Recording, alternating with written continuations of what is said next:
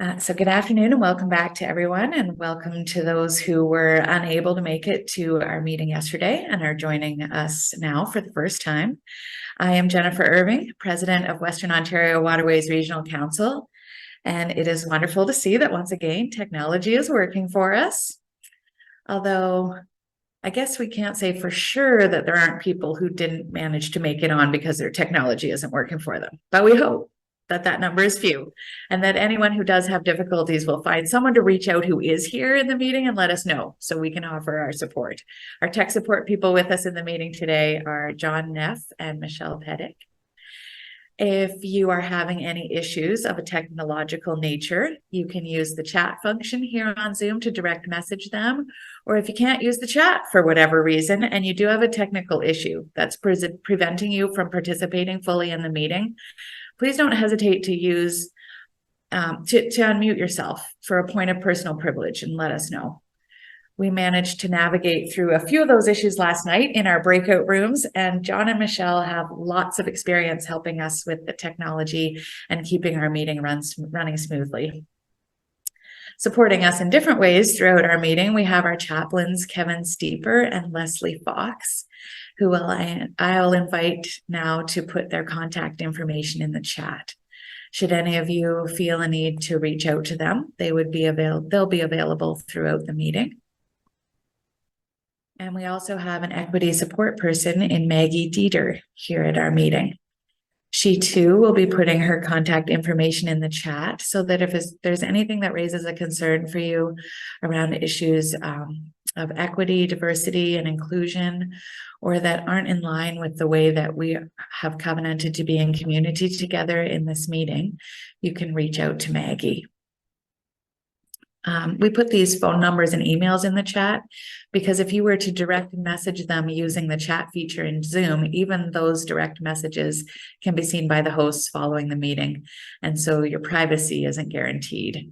We want you to feel you have a safe space to reach out if you need to do so for any reason.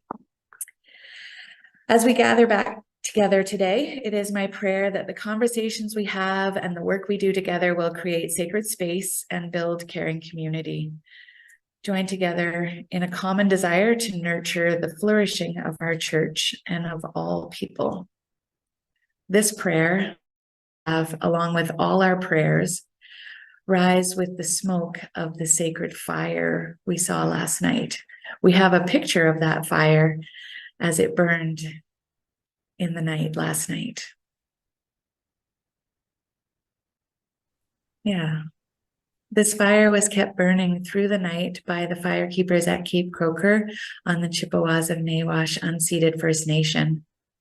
We acknowledge their sacrifice on our behalf and offer our deep gratitude and honor to them.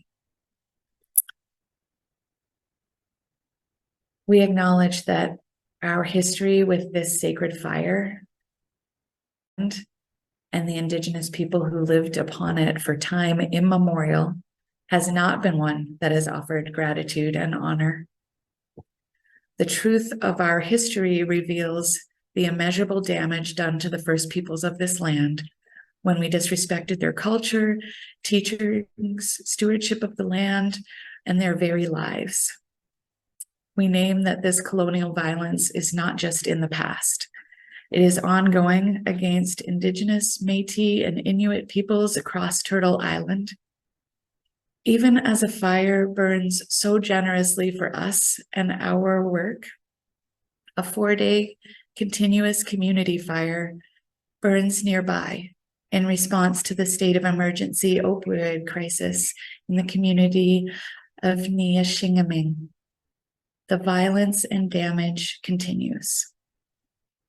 Our land acknowledgement is but one small sign of our ongoing commitment to living into right relations and ending this violence and repairing this damage.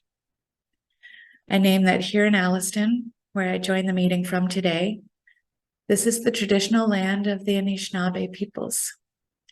This land is the subject of the Lake Simcoe-Nottawasaga Treaty 18. This is the territory of the Saugeen Ojibwe Nation. This includes Ojibwe, Odawa, and the Potawatomi nations, collectively known as the Three Fires Confederacy. I invite you to use the chat at this time to acknowledge the traditional territories, peoples, and nations where you are joining us from today.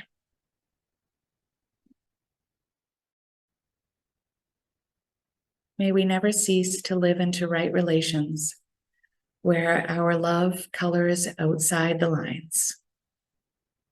Let us take a moment now to gather our prayers for this afternoon in the light of our sacred fire and our prayers for our future, and join in a moment of worship.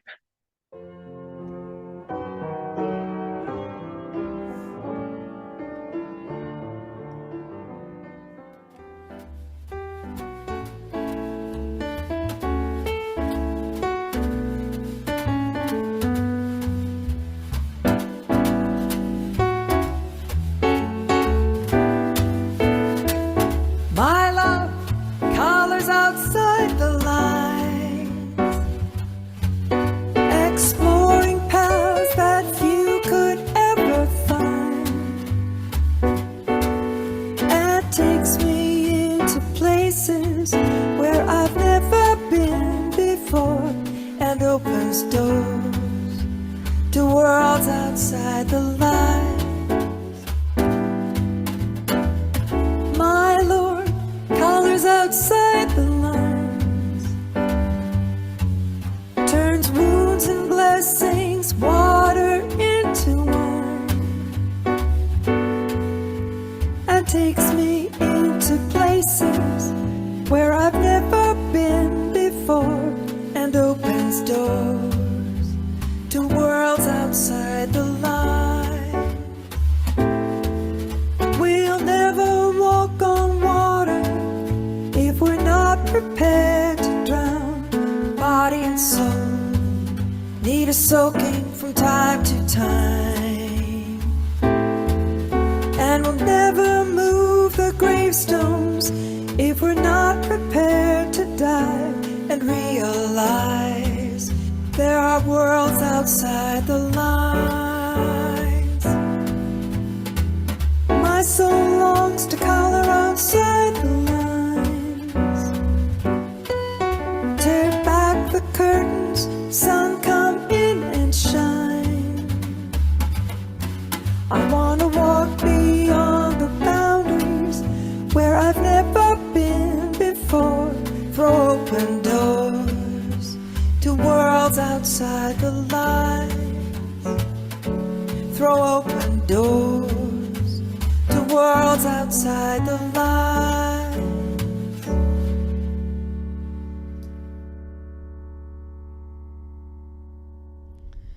Let us pray. Holy One, we gather once more through the wonders of technology. As we come from the busyness of our day, we ask that you help us to set aside all that has filled this day. Bring us to this time with renewed energy for the work before us. Open our hearts and our minds to the conversations we will have with one another. As we do the work before us, may we be reminded of the many and varied pieces of what can sometimes be a puzzle needing new focus and different ways of being. Inspire us and unite us for the work ahead. In the name of the one who reminds us, where two or three are gathered, I am there. Amen.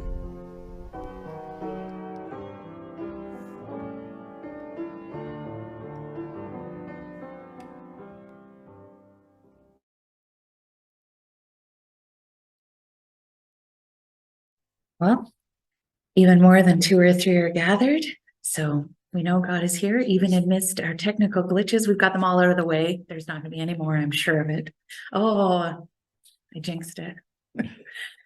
If there's anyone here this afternoon who wasn't here yesterday, and this is your very first meeting as a representative to Western Ontario Waterways Regional Council, either as a layperson or ministry person, we'd like to give you a moment to introduce yourself and let us know where you're joining us from, and let us welcome you to Western Ontario Waterways. So if there are any newcomers who are brave, I'll invite you to raise your hand now so that you can be spotlighted and introduce yourself so that we can welcome you to our meeting. And if that doesn't sound like too much fun for you,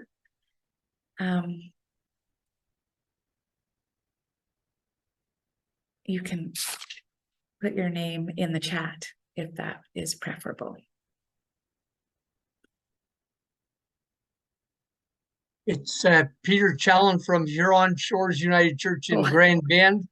I was We're a just little finding you, uncomfortable Peter.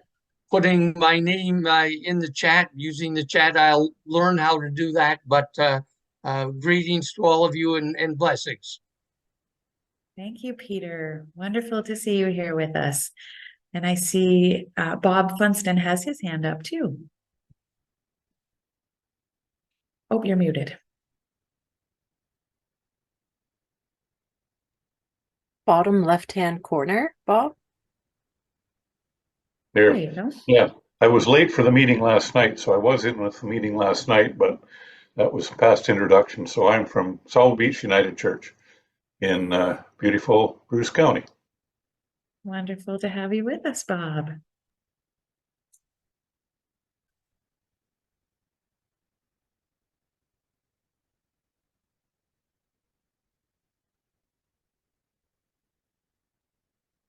Hey, welcome, everybody.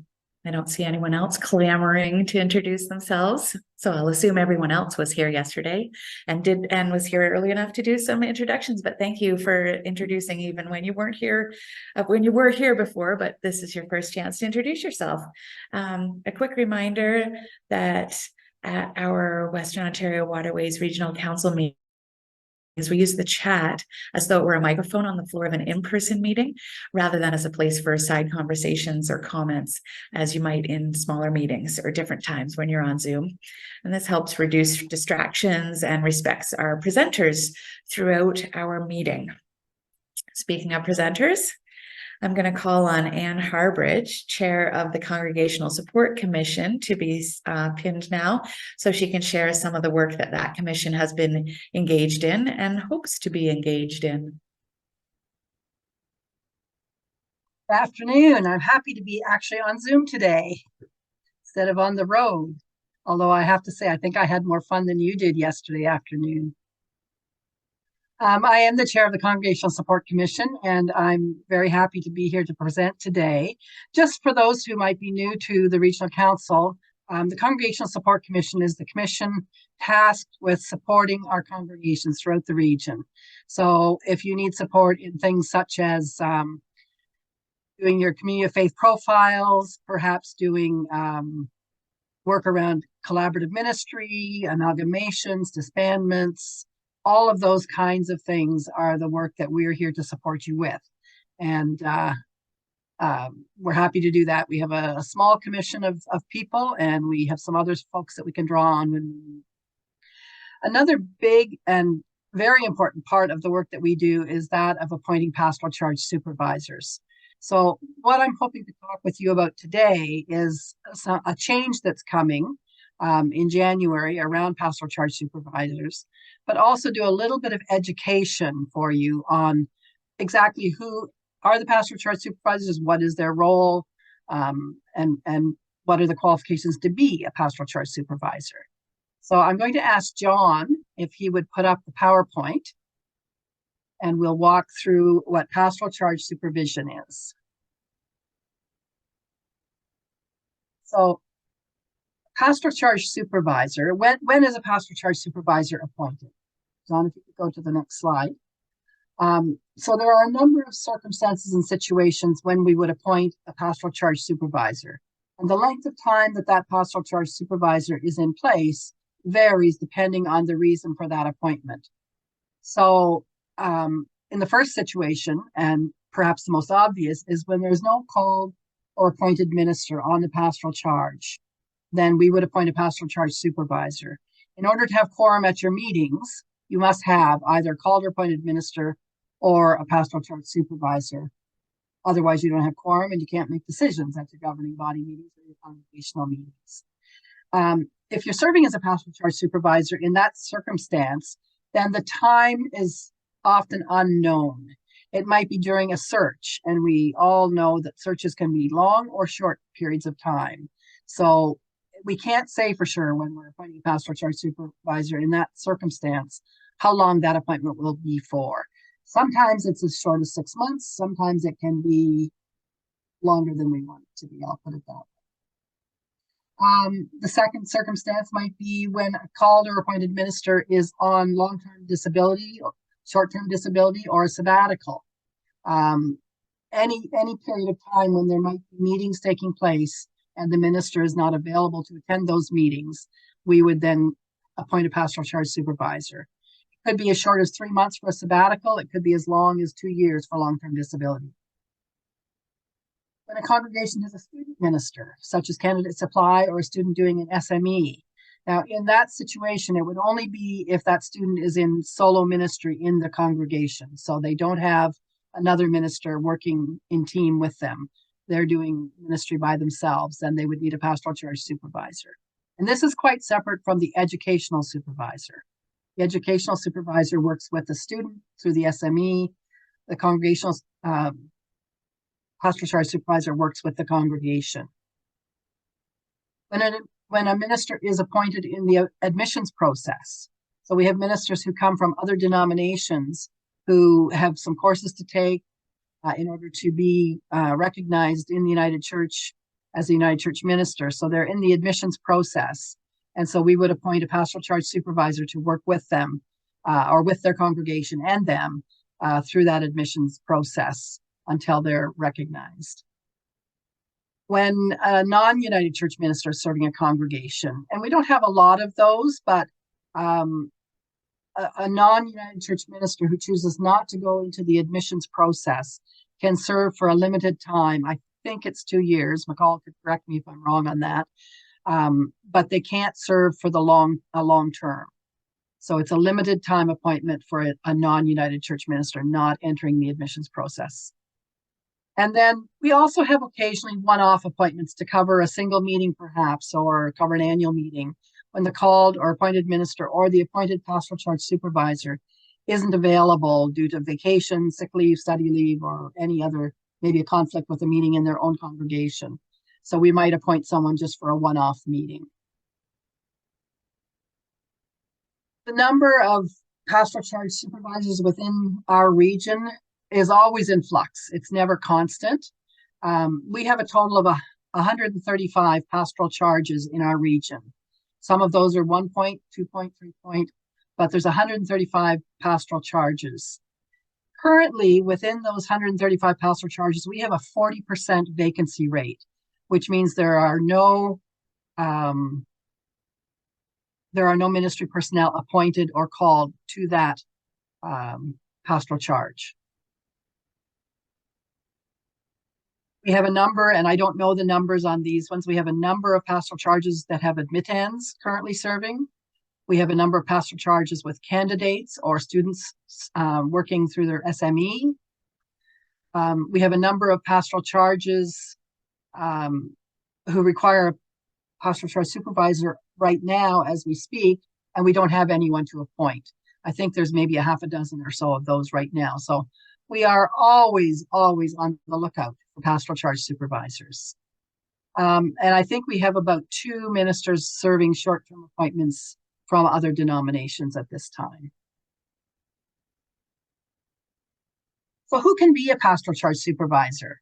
Well, you can. Any member of the regional council can be a pastoral charge supervisor. You can be an ordained or diaconal minister, active or retired. You can be a DLM, active or retired. You can be a lay member appointed by your congregation as a representative to the regional council.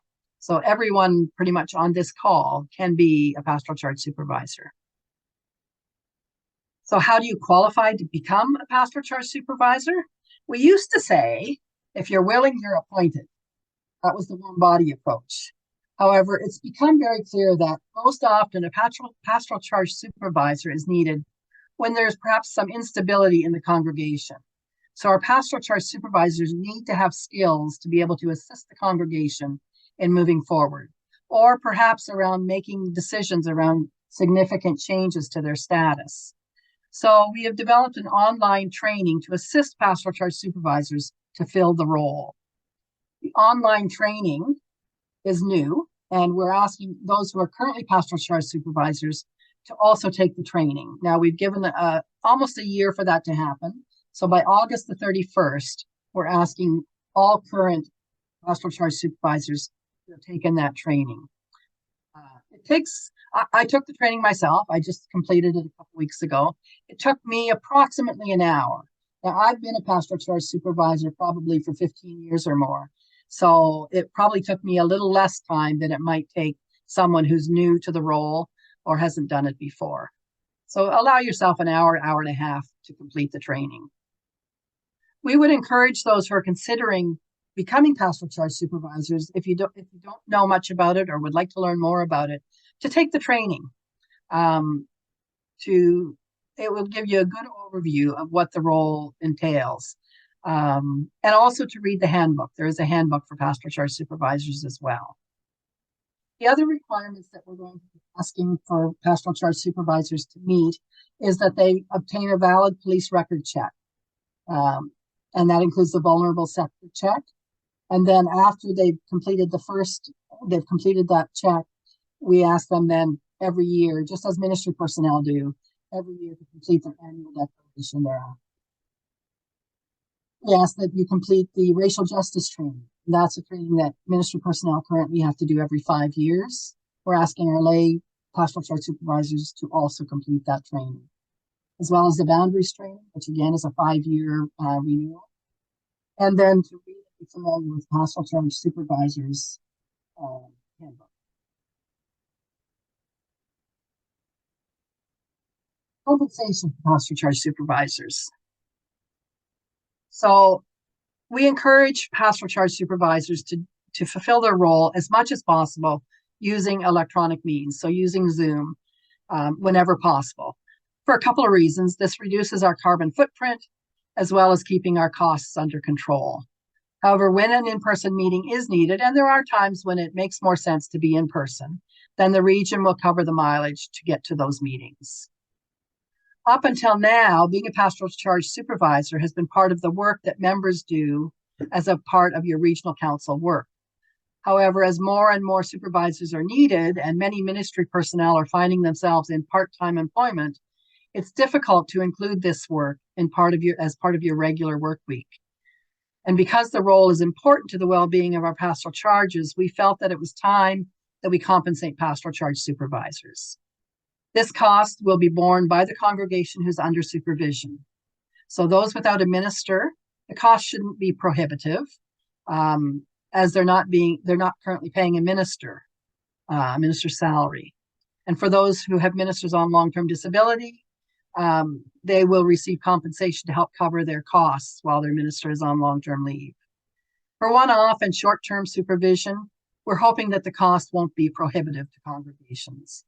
However, if a congregation has a financial difficulty, conversation with the Minister for Congregational Support should be had, and we will find a way to make sure that it happens.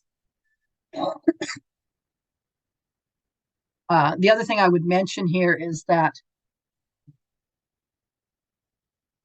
what was I going to say? Oh dear, I forget, and I didn't write it down. It'll come back to me. So what we're going to do is we're going to ask you to go into breakout rooms at this time and have a conversation about pastoral charge supervisors. Some of you in the breakout rooms will already have been or are currently pastoral charge supervisors. Some of you may be part of congregations who have experienced supervision from a pastoral charge supervisor. And we'd like to share some of those experiences. So if you are or have been a PCS, maybe you could share 1 or 2 experiences. If you are in a congregation that has been supervised, perhaps you have some experiences you'd like to share. Positive and those that could use some work. Are there things that prevent you from volunteering to be a pastoral charge supervisor? Is there support that we can offer to maybe encourage you? And what would that be? What would encourage you to become a pastoral charge supervisor? And then what are your thoughts on the plan for us to compensate pastoral charge supervisors? So when you go into I'll put these notes into the chat so that you'll have them. And when you get into your breakout groups, I would encourage you to have the conversation. I don't know if there's any questions we want to address first before we go into those breakout groups. I see a question. Is there a link to the pastoral charge supervisors training course? John, maybe you can answer that for me. Hi, John Neff, Minister for Congregational Support. Yes, there is a link. It's not one that is public because we didn't want just anybody clicking on the link and using the program. So if you would like to take the course, please email me and I'll send you the link. That's what I thought, but I wanted to make sure. Any other questions before we go into breakouts? And Jennifer, how long do we have in the breakout groups? I think you asked for 15 minutes, but how much time do you think you'll want back here after the breakout rooms? Why don't we go 10 minutes and then we have time for some questions afterwards? Does that work? Okay, so we'll go 10 minutes in the breakout groups. Okay, I see a couple of questions there now. Not all folks have internet. How does this work for those who don't? So if you don't have internet access and you're willing to be a pastoral charge supervisor, I would say have a conversation with John or myself so that we can sort that out. And do I know what the compensation will be? I knew somebody was going to ask that. Thanks, Brent. I believe it's $30 an hour is the rate. It's John here again, Minister for Congregational Support. We haven't finalized a policy. That's part of the discussion today in the small groups. Coming back to us will be to help inform us what the regional council thinks. The commission has talked about $30 an hour, but there's also been some talk about maybe bumping that to 35, because that would be about the rate that would include things like if you got EI and all the normal stuff. Thanks, John. I see Beth has her hand up. Yeah, so I think the draft policy also said that if somebody was a candidate for admission, that we would, because those churches actually are paying a salary, that would be covered in another way, I think. Is that correct? Yes, the Congregational Support Commission has a budget to help cover some of those costs. If you're already paying a full amount for ministry, then yeah, we will support that. I see someone's asking if you require a police record check. There's a letter for that. Yes, and the region will provide that letter. So contact John or myself, and we will ensure that you get a copy of that letter. I see Connie has her hand up. Colleen has her hand up. Colleen. Yeah. I suppose similar to what Beth was asking, I could see this being something that would keep congregations from hiring folks who are doing their SMEs or who are students, because they are paying students as well as their ministers. Is there compensation assistance for them as well? If it's needed, so any time where it's a hardship for a congregation to pay the pastoral charge supervisor, then please talk to us, because we don't want this to be a hindrance. But we also want to ensure that our pastoral charge supervisors, who sometimes put in quite a considerable amount of time, are also being compensated for their time. So,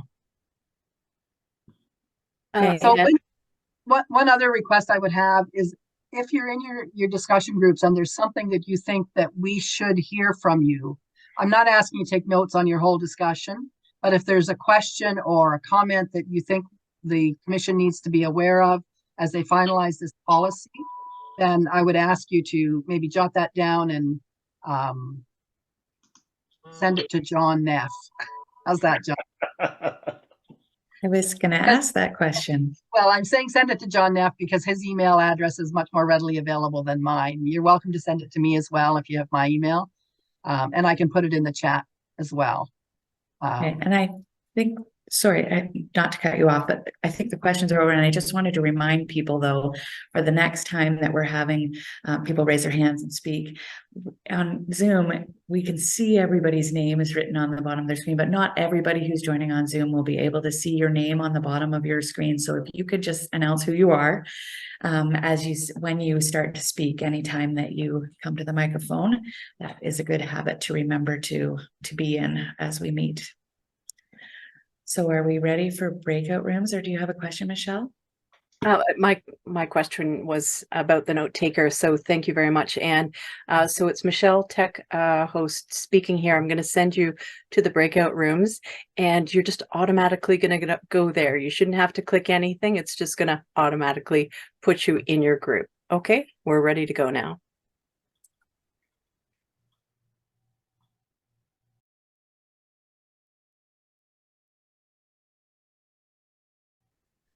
So do I have 5 minutes left for questions? If that. Okay, quick, if you have any questions. Maybe Yes. raise your hand if you have a question. Yes, everyone agrees 10 minutes was too short, and Norm has put it in the chat. So I see Marilyn's hand is raised. Thank you, Anne. Yes, Marilyn. Would you like to? If someone is ministry personnel, then they already have a police check that's up to date. That's correct. Do they also need another one? No. No, the police check, if you're ministry personnel, your police record check should already be up to date, and that's all we need. It's mostly in the case of lay folks who don't already have the police record check. They're the ones who will need to get one. Thank you. That actually reminded me of a question I had. And when they're doing their annual declaration, most lay people wouldn't have a church hub account of their own. So do they do that to you, the Congregational Support Commission? We're working out the details of how that's going to work, Jennifer. We're not quite sure yet. We're working through it, but we will have a way to keep track of it. Peter, you have your hand up.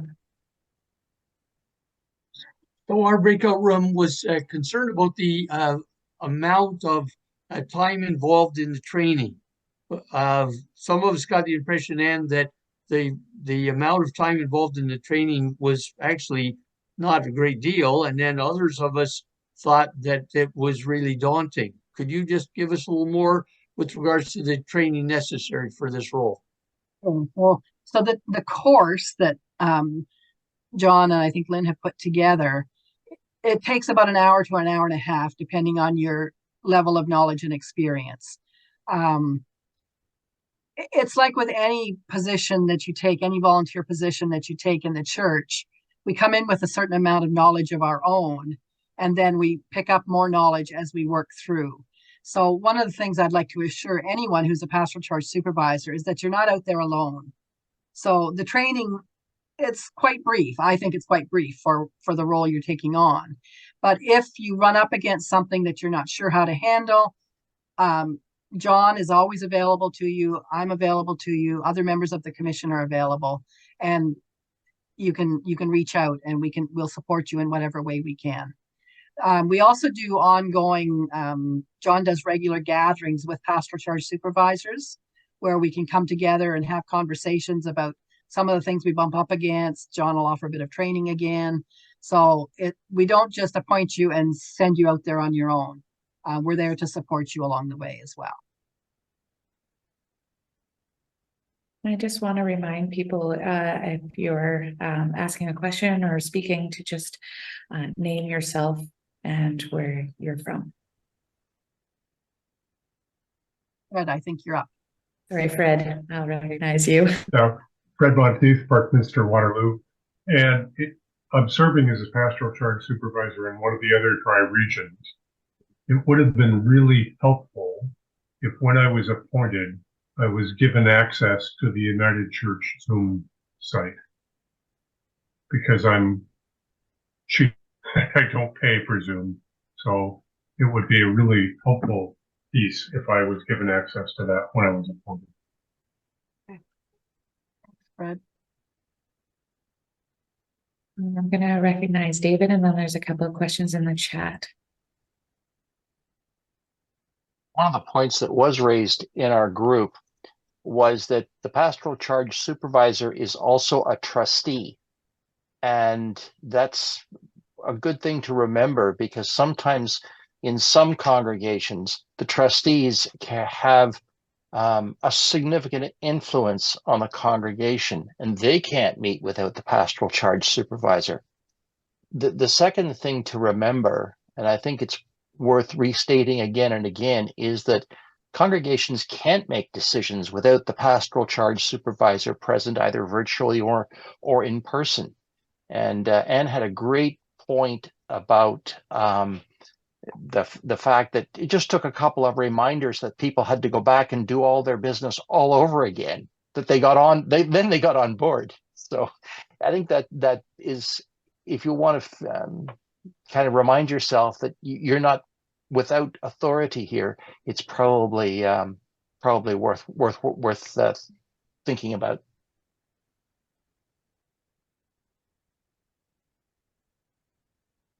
Okay, so we're at time. I'm gonna take one more question from the chat, unless you wanted to say something to that, Anne.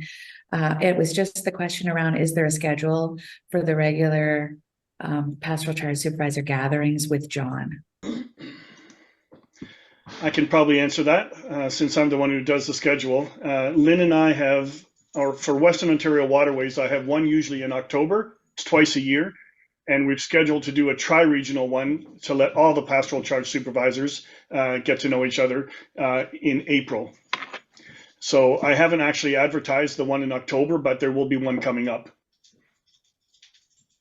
Great, and I just draw your attention, Anne, to the concern from Chris Fickling that's in the chat, because I'm sure that is useful to you. And I'll just say again what you had said. If there were other comments that would be helpful for your commission, to be able to send them to those emails that were in the chat before the breakout rooms, John, and your email were listed there. So anyone else with comments and concerns, questions that haven't been answered here in this time can feel free to send those forward.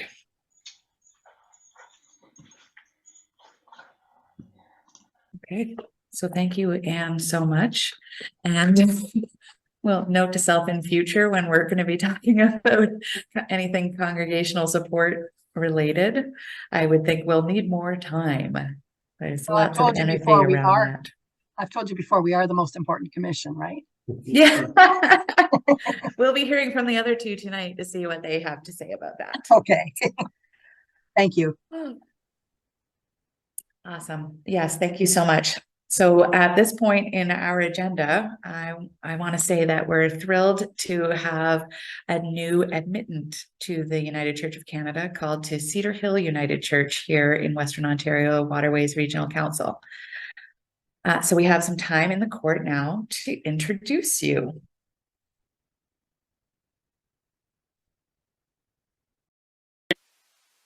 Hello friends, my name is Sarah Brewer and I serve as the Program Coordinator for Admissions and Recruitment in the Office of Vocation. Today I'm standing in for my colleague Tanya to introduce a minister who is ready for admission to the Order of Ministry in the United Church of Canada. Whitten Daly grew up with a grandma who brought him to church 3 or 4 times a week for Bible study, prayer meetings, choir practice, and Sunday school. Through his service as secretary of the church and president of the youth fellowship in his teen years, church members first sensed his call to ministry. Whitten prayerfully pursued that call into theological studies through the Jamaica Baptist Union at the United Theological College of the West Indies, and was subsequently ordained in 2013. For 7 years before and after his ordination, Whitten ministered at different churches, including the Richmond Vale Circuit, which consisted of 5 churches and a mission. Of this ministry, former General Secretary of the Jamaica Baptist Union, Reverend Carl Johnson, wrote that Reverend Daly executed his pastoral duties throughout his ministry with zeal and commitment, and that from all reports, the members of the churches and the wider community have expressed great appreciation for his ministry and have testified to being positively impacted by him during his sojourn. Perhaps inspired by the biblical story of the prophet Jonah, when it came time to consider what came next for him in his life, Whitton hopped on a plane to Canada, thinking he might pursue a new career path. Fortunately for Whitton, however, there were no whales involved in him figuring out that he couldn't outrun God's call. His Nineveh was Fair Lawn United Church in Toronto, where he served for 2 years as a facilitator of children, youth, and lay ministry. In the United Church of Canada, Whitton found a church community where he is comfortable and one that shares his understanding of God. Whitton entered the admission process in 2021. That process has included conversation with an accompanier, an extensive application process, and a thorough review of that application, an entrance interview with the admission board, a year-long appointment with Cedar Hill United Church in Cambridge, a 40-hour orientation program, grad-level courses on United Church history, polity and theology, and a final interview with the admission board. At the end of it all, the admission board enthusiastically and unanimously voted recently that Whitton Daly is ready for admission into ministry in the United Church of Canada as an ordained minister. We are grateful for his service so far, and we look forward to his continuing ministry with the people of Cedar Hill United Church in Cambridge. May God continue to bless you and guide you as you continue your ministry, Whitton.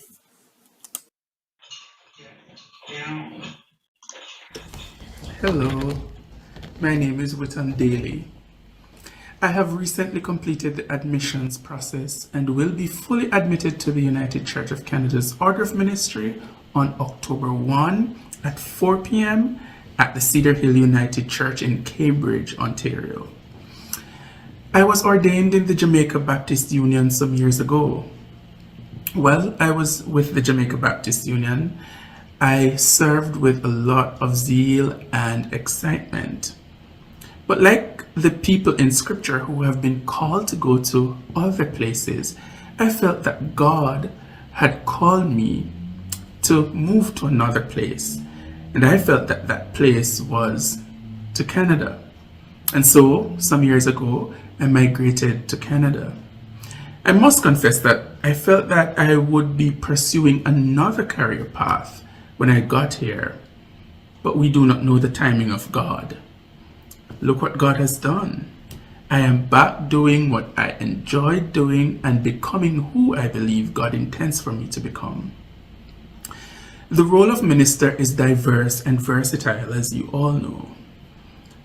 I believe one of the ministries that God has called me to in this role as minister is one where I create a space where people feel a sense of belonging, where they can bond, and a place where people feel as though they can become the fullest expressions of themselves. For in so doing, I would have played my part in helping to create a community where we are one. This would be a community that is marked by love, joy, support, and comfort that comes from truly connecting with one another within the regional council, as our president Jennifer Irvin so appropriately describes. I look forward to serving alongside you in this region. I want to end this introduction by saying thanks to the Cedar Hill United Church family for the ways in which they have called me to serve in their midst as their minister. Shalom.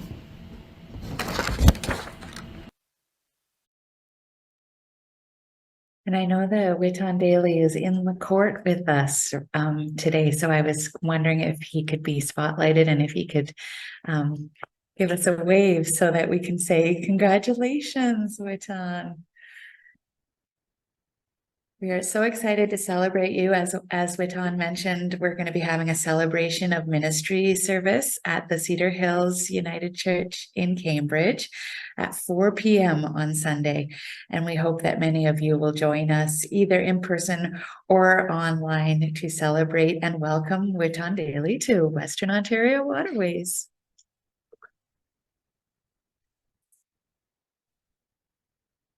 Very exciting.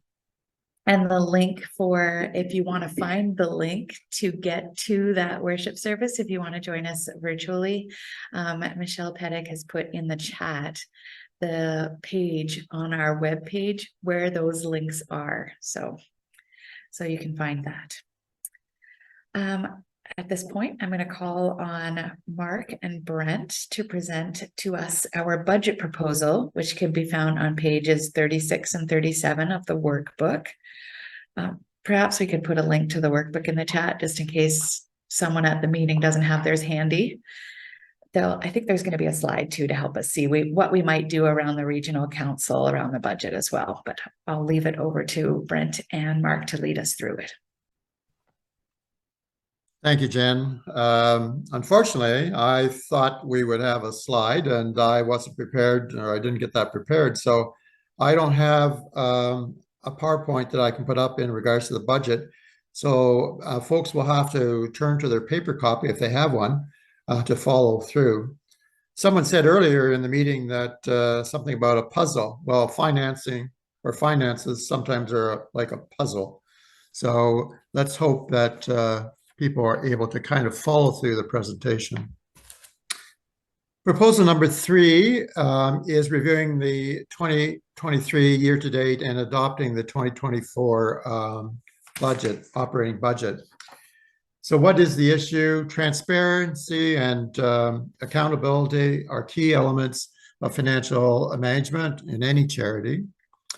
It is important that the Regional Council is guided by these principles and models these practices for the communities of faith within its bounds. The Regional Council needs to understand both the strengths and challenges of its financial situation to be able to function effectively in the present and to ensure it is well positioned for the future. Establishing a budget for the 2024 is one step in this process and will guide the executive in its management of Regional Council resources. The slides that you have been provided for the budget are fairly simple. We tried not to make it too difficult because I remember the first time I presented, I think the 19 or 2020 budget, I had people scrambling all over the place and it was really difficult to try to follow between what was assessment, what was mission, what was other. So we tried to condense it so it's easier to understand. The Regional Council received 2 grants to fund its operation. One is the assessment grant, which is used for government or governance and shared services. And the other is mission and service grant, which is used for mission and ministry. The Regional Council also receives other funds from investment income, although in 2022, with the way the markets were, that was not a positive number. And I'll try to share a bit about that in a second. 50% grant is received to help cover the costs of the archives. And the Regional Council also receives 25% of the proceeds of disbanded congregations. We also have the unique opportunity to access funds from the Presbyteries, the former Presbyteries Toronto Corporation, the PTCC, Presbyteries of the Toronto Conference Corporation. And so this year you'll see in the budget, we've budgeted for hoping to access $60,000 in a grant, which will be used to help support mission and service funds because the mission and service grant for 2024 is being decreased by approximately $60,000. So what might the Regional Council do? Receive the internal 23 operating statement today for information, and that internal operating statement has been provided by the Toronto Accounting Office, where General Counsel Accounting, they do our accounting.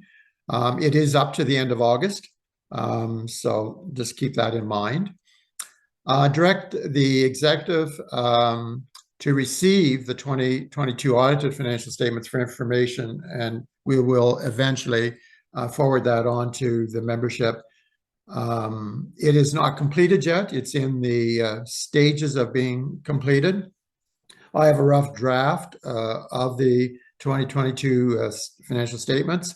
Just to let you know, we budgeted in the 2023 budget to have a deficit of $80,000, 748, and it appears that in the actual statements for 2022, our actual operating loss was in the neighborhood of 16,000, so not as bad as we originally projected. To endorse the principles for the 2024 budget to base costs on the figures from previous years with a 4.5% increase for inflation. Now that doesn't go for everybody, but it's a guideline for office expenses, that type of thing. To fund expenses for matters involving the manual, Section J, these are oversight and discipline. Those costs we're not budgeting for, but they will come out of the unrestricted operating reserve, as these can fluctuate in number and cost. And to use the investment income and the PTCC revenue grant to help offset the reduction of the M&S grant received by the Regional Council to support mission support grants. And appoint KPMG as the auditors for the 2023 financial year. They are our auditors for 2022. It's the first year they have looked at General Council and the Regional Council's accounting. So it's a little bit of a learning experience for them. Previously, General Council and the Regional used PricewaterhouseCoopers, and it was felt that a new accounting firm should be used for 2023 and going forward for as long as we decide they're doing a good job, I guess. And adopt the proposed 2024 budget, authorizing the executive to adapt as necessary within the above guidelines. Now, if people would like to look quickly, I don't know how much time I've got here, so someone please jump in when I'm getting near my end of time to say, shut up, let's move forward. If people want to look on page 38 and 39, this is the budget. It gives you 2023's budget. It gives you the kind of actual operating statement as at the end of August of 23, and the projection for the 2024 budget. So the first few lines is the income, so you can see where income is coming from. So in 2023, we had budgeted $797,964. In 2024, we're budgeting $817,300, and that's up mainly because of the investment income cash that were coming into the budget. There may be a change in fair market value, and it may be a positive number, it may be negative, but this investment income is really cash that we're expecting we're going to receive in 2024. Then the expenses are broken down into the different units, regional operations, and just to comment, most of the expenses, when we get to the bottom, 50% of our expenses are really for wages and benefits type of thing. And that's not a bad thing. I'm not saying that's bad. We have to pay our staff well. They do great work. They work hard for what they earn, I believe. But generally, if you look at the total expenses and the total wages and their benefits, it roughly accounts for 50% of our total operating costs. It's just the way it is. In every organization, employees are important. And so we must remember our employees and give thanks for their service. Regional operations last year, they were 235,000. This year, it's 221,472. A little dip in the staffing. We have one person that will likely be on long-term disability, and there is the change where a new executive director or a new executive secretary will be hired, and depending on their experience, wages will be different. So a little dip, a little down on that. Communities of faith. Last year we budgeted 143. It's 143,000 again this year. I think we lowered a bit on the communities of faith meetings that we have from 5 to 3 is really the change. Past relations, last year 65,519, this year the same 65,281. Again, a bit of cut in the HRC event meetings or HRC meetings. We just found it wasn't maybe being used. Connecting, if you go to page top of 39, it's 69,868 for 2023, 76,000 for 2024. Social justice and outreach, last year 49,983, this year 41,962. There is a difference in salary there.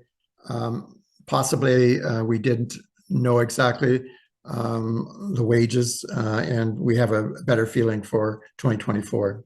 So it's down a bit. Faith formation, total of 56,094. Again, this year it's roughly the same amount. Right relations, 18,545 in 2023, 20,303. Office and administration costs, last year 65, we're leaving it still at 65. I'm thinking maybe the office, we will not use a total of 25. I see on the audited statements or the statements that we sent off to be audited, the office operations in 2022 were about 20,000. So, but we've left it the same. Building expenses 12 and upped it by the 4.5 to 12.5. Mission support grants, we're hoping that this will be the figure that we can allow to be granted, a total of 135,000, the same as 2023. So even though we're being cut by $60,000 from a general council through our investment income and through the grant that we get from PTCC, we're able to support still 135,000. Total 2023, 878. Again, for 2024, roughly the same, a little bit down a bit, but roughly the same amount. So last year's projected budget loss was 80,000. It looks like it was more like 16 when I see the actual financial statements for 2022. We're budgeting for 2024 a loss of 56,402. And just before, sorry, this is Mark talking now. Just before we open it for questions for clarification, one that I just noted when Brent was talking about the meetings, that's the meeting budget of the commissions. So because the commissions are doing the majority of their meeting online, we found we don't need the same amount of budget for them to actually have their meetings throughout the year. So that's what was lowered there. I think President Jennifer, no, thank you, Brent. And just to clarify as well, Brent had said, you had said the 2022 was only a minus of 16,000. We don't have the 2023 totals yet. So that's just misspoke with the name. And just to clarify, the 16 is just the operating. There's other funds. There's the restricted fund and there's the property fund.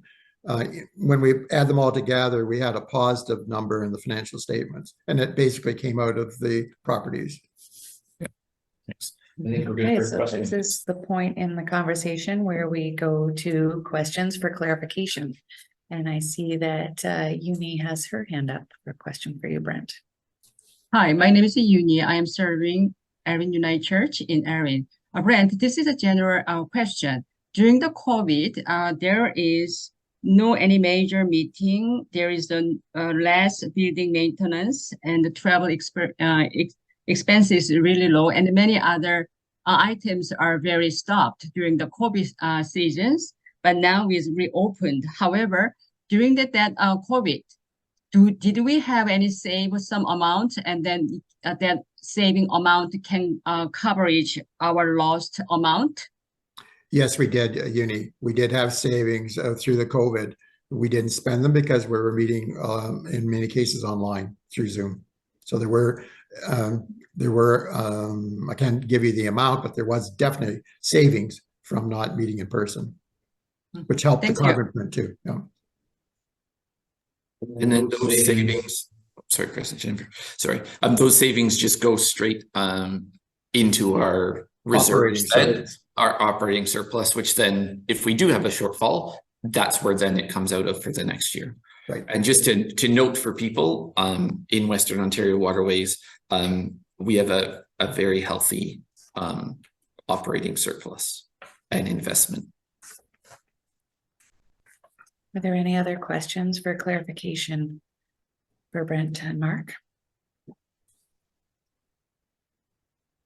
Okay, then I'll invite if there are any changes that people want to suggest on the what we might do. Do you want to put that slide up again that says what the regional council might do? So this is, if there are no changes to this, this is what we would then make into a motion. Yes, Jennifer, I would move this as a motion at the present time for discussion. Is there someone to second that? David Sherman put up his hand. Is that okay? Yeah. Okay, and then is there any more conversation about this that you would like to have to debate this? Bruce Dixon. Hi, Bruce Dixon from Dublin Street United Church in Guelph. First, Brent, thanks for all your good work on this. I always appreciate the time spent. To the motion that's before us, I don't have many major problems with that except a frustration, which I know you have, and I'm just wondering, we rarely ever get, it seems like audited statements at our meetings. We rarely ever seem to know exactly how much we are, where we sit and so forth, except for like 2 years down the road or 2 years later. And I know that's not our issue. I know that's something to do with having centralized accounting, and also it looks like we've changed auditors, which may be part of the hope for a better improvement here. But I don't know. I guess the question is there any other emotion we need to add in here to put fire under someone's belly? I mean, I just, it's really hard to plan when you don't, when you still don't know what you've done 2 years ago and you're trying to plan for 2014. And anyways, I'm just naming a frustration. I know this is the best way we can do things right now, so I'm supportive, but I am frustrated, less with our region and more with the financial elements of this. So if we had any suggestions about how to push that forward, I would welcome that as a next motion if we have one. So thank you. I can respond. I can respond to that too, Bruce, because so that's part of, I think, is that frustration at the general council level as well as at the regional council level is why we have changed auditors and moved to KPMG. And the note that I was given for preparing this was that the KPMG had asked the general council to at least to give them 2 years because they were learning the new system, because they hadn't done it for us before, to give them 2 years for us to test out their services to see if they're up to what we would like. And so, as Brent said, because this is their first year doing it, trust me, I get 4 or 5 emails almost a day, maybe a week, of the auditors asking for more information as they're trying to learn. So the hope is that because they've learned the system this year, that then next year it might be better. But that's we can make a decision after that as well. But that's kind of where we are now and why we changed into this.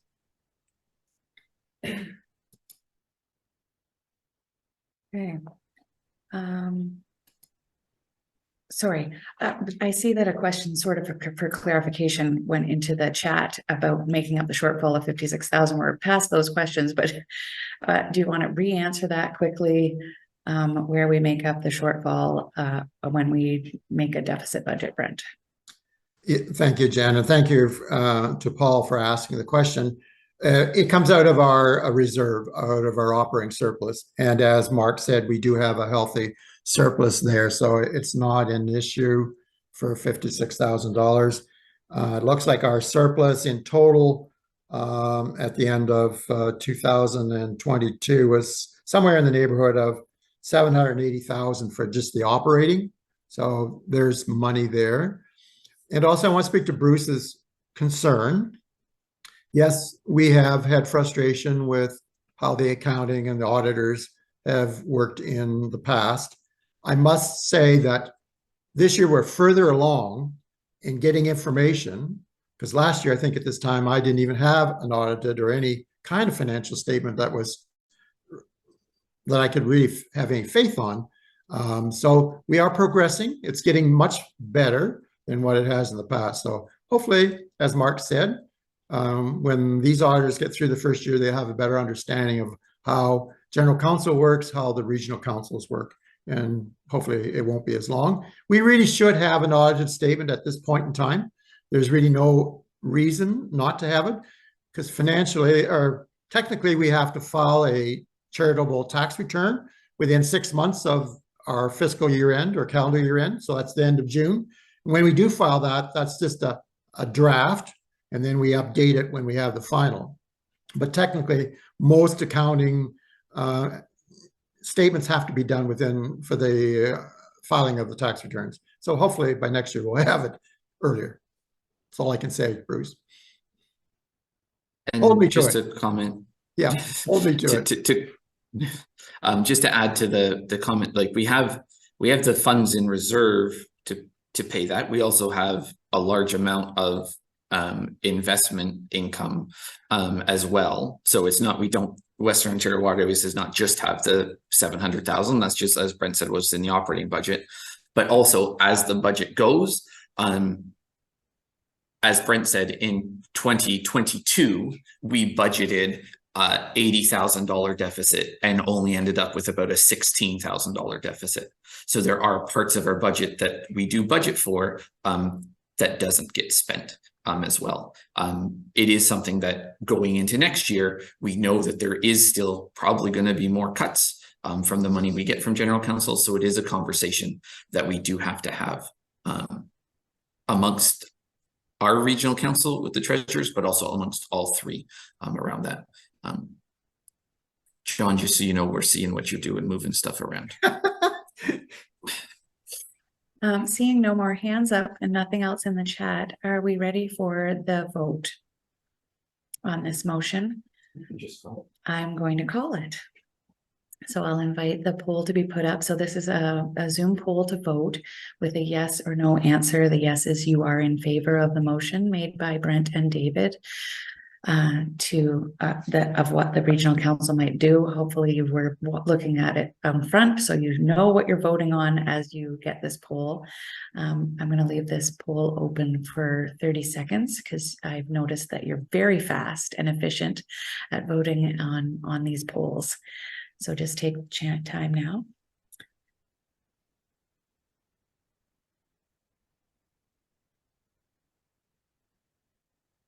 And I'll reiterate the thanks that is in the chat to Brent and your team for all the good work.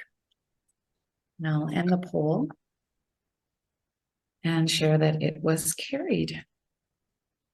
And Jen, just to thank Keith, who made that comment, I need to thank Cheryl Ann, who's not, of course, with us because she's on sabbatical, but also to Mark. Both those individuals. And to the investment team that work with me, thank you to them for their work too. So many thanks to everyone. Wonderful. So we have a little bit of time in our agenda right now for announcements. So if you have an announcement you would like to make, I've got a number that I'm going to make. I'd invite you to just put your hand up so that we can get any announcements. That this is a perfect opportunity where lots of people gathered. If you want to make a quick announcement, we don't have a lot of time. I don't want to extend the time tonight. We're at 5:24 and we've got till 5:30. But for those announcements that pertain to this entire group that you want to make sure they hear about something, just put your hand up and we can make sure you get a chance to announce. So the first announcement I wanted to make is that in response to the tri-regional evaluation, the executive and recruitment team has been thinking about organizing clusters, and Heather Leffler has been spearing that up, and she can put her email in the chat. If you're already meeting in a cluster within Western Ontario Waterways Regional Council, or you know of a group of churches that would really like to cluster cluster together. If you could send those to Heather and let her know about any clusters that are already happening, so we don't try to reinvent the wheel and cluster churches with different churches that they never work with and whatnot. As Brent just mentioned, Cheryl Ann is on sabbatical. I should have maybe mentioned that at the top, that Cheryl Ann is on sabbatical, and that's why Mark is here as acting executive minister. But also, just in case people didn't hear or see the letter, Cheryl Ann, when she returns from her sabbatical, is being seconded to general counsel offices. And so we are advertising right now. The position is open to fill her role as executive minister for our regional council. And so I just wanted to make sure that people were aware of that and that that will be a change for us. And we're hoping to celebrate with Cheryl Ann in December sometime as we congratulate her on her new role. I see that Andrew has his hand up, so I'll give you a space to make your announcement. Sure. Hi, everyone. My name is Andrew Hyde, and I want to make a quick announcement on behalf of the Ecumenical Campus Ministry at the University of Guelph. That's the ministry on campus that I have the pleasure of serving as their chaplain. I want people to be aware of our big annual fundraiser that happens every fall. It's happening this year on October 15th, so that is the Sunday after Thanksgiving. And it's our ECM Pilgrimage Day, where a group of students hike and pray their way a considerable distance, and we're looking for sponsors to make donations to the ministry in support of that pilgrimage. This year, we are hiking from just north of Guelph all the way up to the Elora Gorge, and I can put the email address where you can find out more about that in the chat, and you can make your donations there. The United Church is one of 3 denominations that financially supports the Ecumenical Campus Ministry, and it's important work that lots of us feel passionate about. And so, yeah, just encourage people to spread that word and that invitation to support the Pilgrimage Day on October 15th. Wonderful. Thank you, Andrew. And I see, Gary, you have your hand up as well. We'll recognize you now. Thank you. We're going to have a former. Who are you and who are you? Oh, sorry, Gary Clark from Forest Hill United Church. We are sponsoring a former delegates of Waterloo Presbytery, so past and present delegates of Waterloo Presbytery, the former Waterloo Presbytery, at a hootenanny. We're going to come together, tell stories, and eat pie from 7 to 9, and I believe it's November the 27th, or could be the 29th too, but I will be sending that out to congregations within the former Waterloo Presbytery. But if you are a present or a past delegate, clergy or lay, you are welcome to the hootenanny. Thank you. Wonderful. Yesterday, we had a question in the court around the diversity represented by our previous general council commissioners. And Sue found out that information for us. And so she put it on a little slide so that we could see at our previous general council meeting what the diversity identified as self-selected. Okay. So I'll just share that with you now so that you can see that we had, if you add those up, I think, actually, I can't do it on the fly, but I think it was 15. Yes. 1 Indigenous, 2 identified for age, 1 identified for age, race, and disability, 2 around sexuality, 1 disability, and 1 culture. And then there were 7 that didn't self-identify. Okay, those were our commissioners. I also wanted to remind people for tomorrow that it is the National Day for Truth and Reconciliation, and invite you to wear orange shirts when we join back together. And we're going to put again in the chat the worship links where you can find them on our regional council meeting page on our website. for Sunday. So that's for both the morning service and the afternoon service. And I just want to announce that for those of you who have been having trouble getting into meeting rooms and stuff, it may be because of updates. Don't update between now and tonight. But on Monday, I just want to remind you to update your Zoom account, your Zoom, so that you can thing a little bit more easily. So, are there any more announcements I missed? We're at time. I'm going to say grace. As we did last night, we're going to sing our grace and head off for a supper break. The meeting room is going to remain open during the supper break, so you can either turn your camera off and mute yourself as you take a rest from Zoom, or you can leave and come back using the same link that you signed in with earlier to get to us. I invite you to remain muted, but join with me in singing verse 3 of our meeting anthem, We Are One. We are one as we feast, peace becomes the sign. In the bread and the wine, there's a sense of love divine.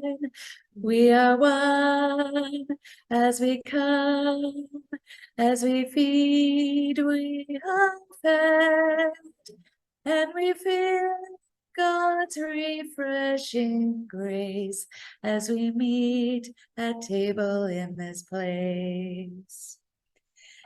May you feel God's refreshing grace and return refreshed and ready to meet again at 7 p.m.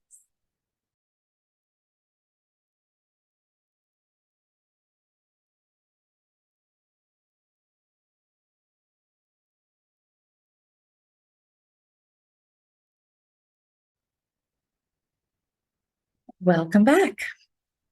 I hope that you are ready for another fruitful evening of conversation and connection. I am your president, Jennifer Irving, and I've been having a surprisingly wonderful time chairing my first fall meeting of the Western Ontario Waterways Regional Council here on Zoom.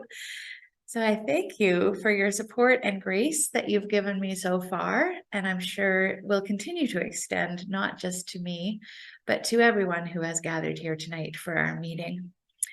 We do have chaplains who are with us on Zoom for our meeting who are available for who would like a little more support than we're able to offer one another given the constraints of this meeting.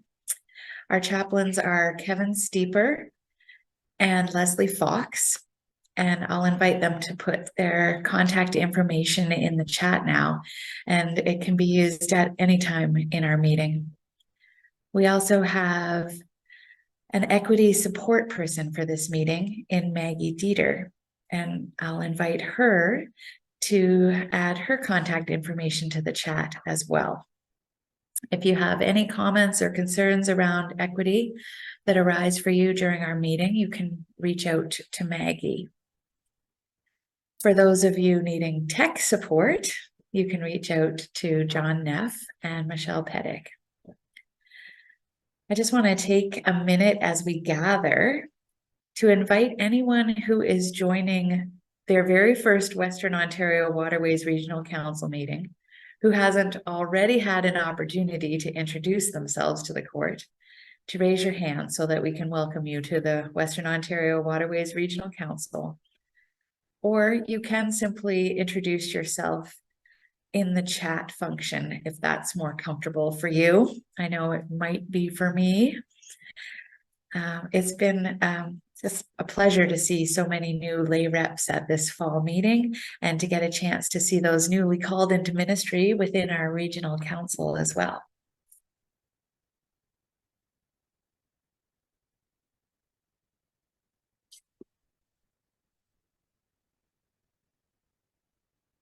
Okay, looks like everybody had a chance to introduce themselves at one of our earlier sessions. Gathered in this community, as we face our agenda for this evening, let us take to greet the Spirit in each of us and to re-energize through worship.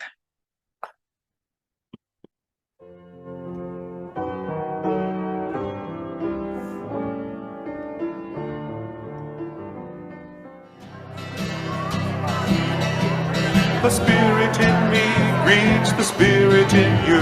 Hallelujah. God's in us and we're in God. Hallelujah. The Spirit in me greets the Spirit in you. Hallelujah. God's in us and we're in God. Hallelujah. Everybody sing. The Spirit in me greets the Spirit in you. Hallelujah. God's in us and we're in God. Hallelujah. The Spirit in me greets the Spirit in you. Hallelujah. God's in us and we're in God. Hallelujah. One more time. The Spirit in me greets the Spirit in you. Hallelujah. God's in us and we're in God.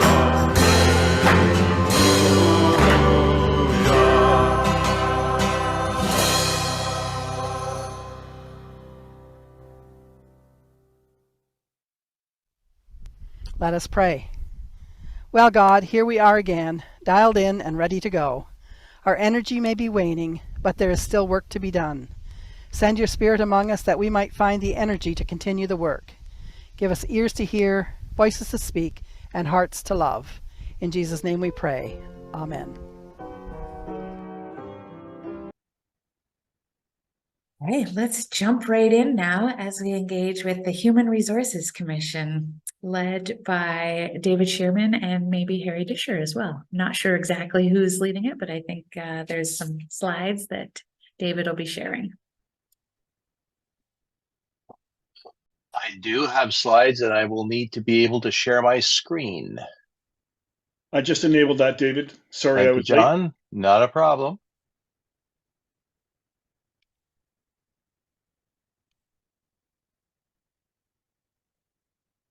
Okay. This is a brief summary of the Human Resources Commission. I'm David Shearman. I'm a member of the HR Commission. And this is kind of a very quick, high-level view of the work that we do. And hopefully that will prompt questions about the work of the HR Commission. And I do hope that Doug Hayward and Nicole Cottrell are in the court because I'm not answering questions. Doug is the chair and Nicole is the staff person that supports the commission. So, there was a time I dreamed a dream of days gone by. what was? Before 1925, Methodists appointed local ministers. Presbyterians called and inducted their ministers, and Congregationalists called by congregation. Then, come on, people now, smile on each other, everybody get together. After 1925 and Union, congregations searched and called. Presbyteries approved. Conference transferred and settled. And everyone knew how the system worked for nearly 100 years. Those were the days, my friend, we thought they'd never end. We dance and sing forever and a day. But then, changes.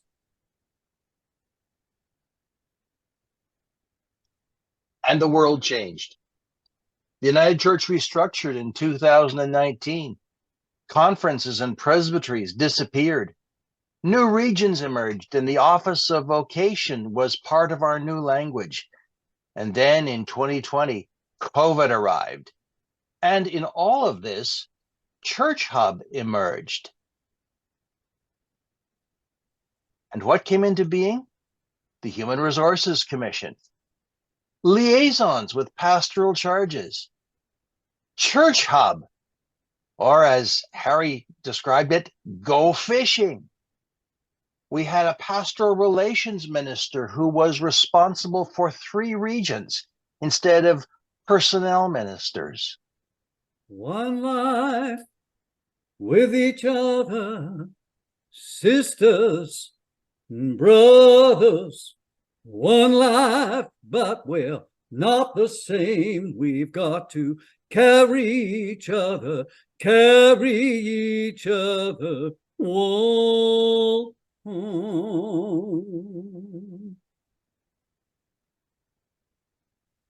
You just call out my name, and you know wherever I am, I'll come running. And this is the Human Resources Commission. Doug Hayward is the chair. Kathy Larmond represents us on the executive. Nicole Cottrell is our staff support person and the pastoral relations minister. Pratima Kukadia Kinting is our staff person in support of the commission. Myself, Jane Sullivan, Harry Disher, whose voice you are hearing doing the singing, and Carol Stevenson. The Human Resources Commission carries responsibility for the formation and nurturing of healthy pastoral relationships and the equipping and licensing of lay worship leaders. We do this by meeting virtually or by email poll every month to receive and approve all job descriptions, calls, and appointments, short and long term. We also support the work of the Licensed Lay Worship Leader Resource Team. We train and support M&P committees, as well as training and supporting United Fresh Start leaders. Kyrie, Kyrie, liaisons. We train and support pastoral charge liaisons to accompany communities of faith through the search process from start to the time of covenanting. And we work with the Office of Vocation in matters of pastoral relationships. We work with the Congregational Support Commission and staff to ensure that supervisors are appointed for vacant congregations. And we are increasing our capacity to use Church Hub.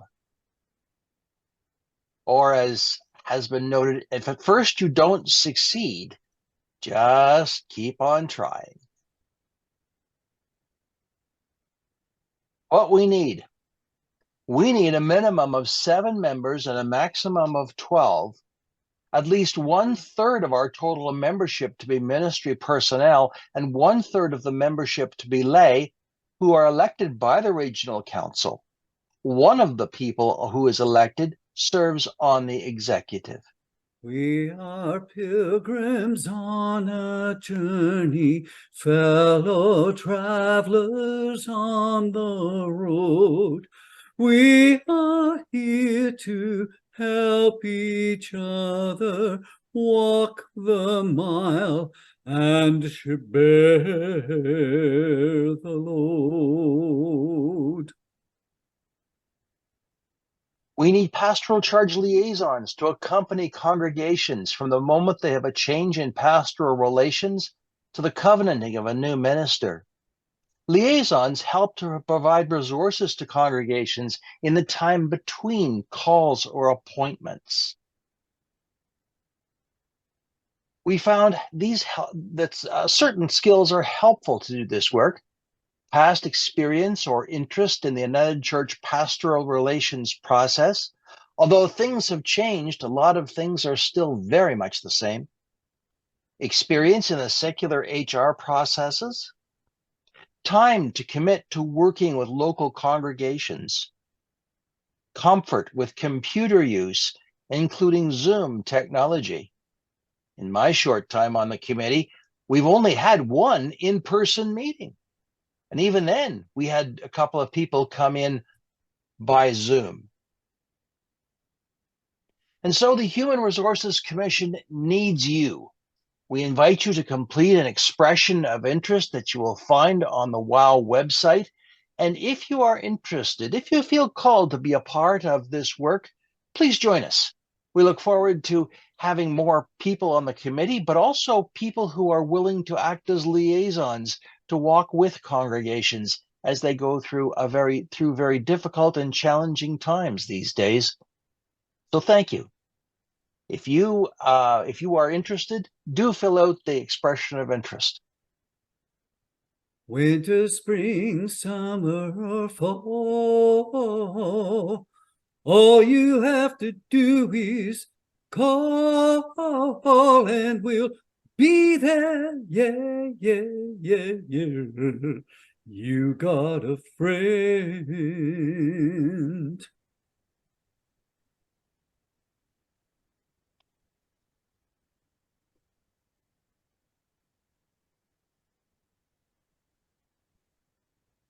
And now, if there are any questions, we will try and give answers. But I'll turn it over back to the president. So if you do have a question for the Human Resources Commission, you can feel free to raise your hand and we'll recognize you or put your question or comment in the chat box.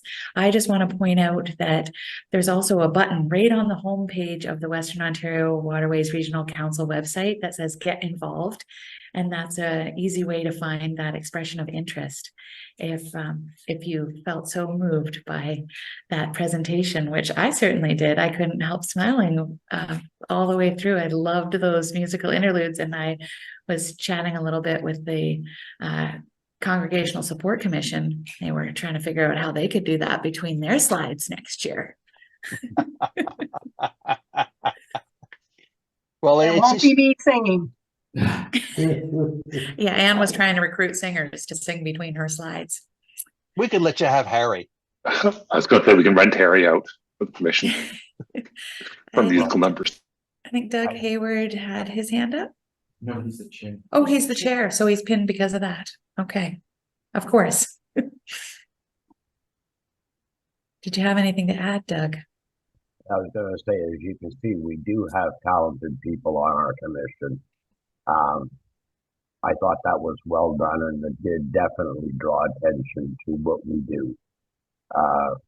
We certainly like to work with congregations and with pastoral charges as they serve, no question. Wonderful. And I can see that Michelle has pinned a few of the other members of the committee, including Harry, who was doing that singing for their commission between the slides.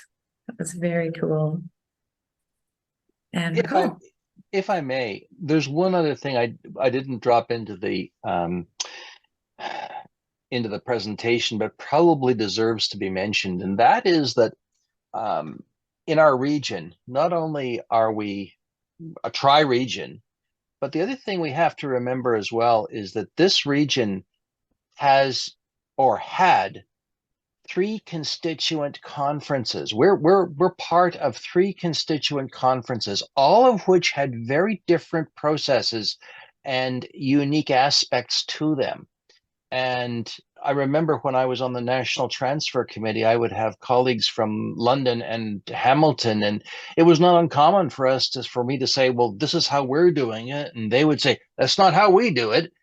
And this, we're trying to, as the HR Commission, move this forward to a common set of practices and ways of doing things so that we're all on the same page. It's a work in progress, and I think we're moving things forward, but it's something that I certainly find myself having to keep in mind.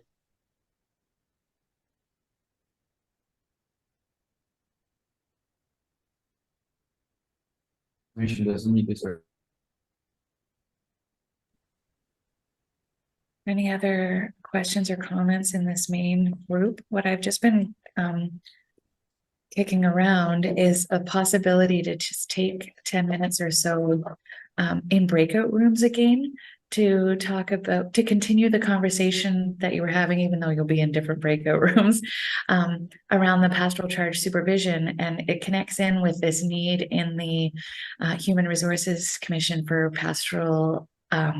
for congregational liaisons who work with congregations through the process. So I thought maybe if you were willing, at the will of the court, we could just have another 10 minutes in breakout rooms to kind of talk about that and bring back to you and any further wisdom that people in breakout rooms could come up with for your commission. Excellent. John, do you think you can, or Michelle, can you make that happen? It's ready to go. Okay. I'll send everyone out now. Here we go.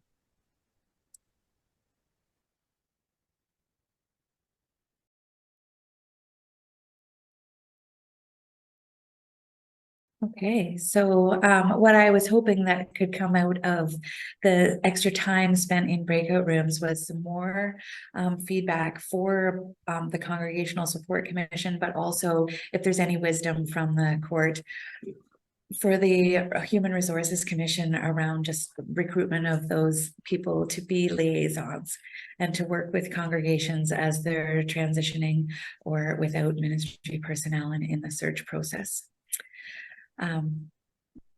In times of need like that. So if you do have any wisdom, so I'll get Anne to put her contact information in the chat again from the Congregational Support Commission.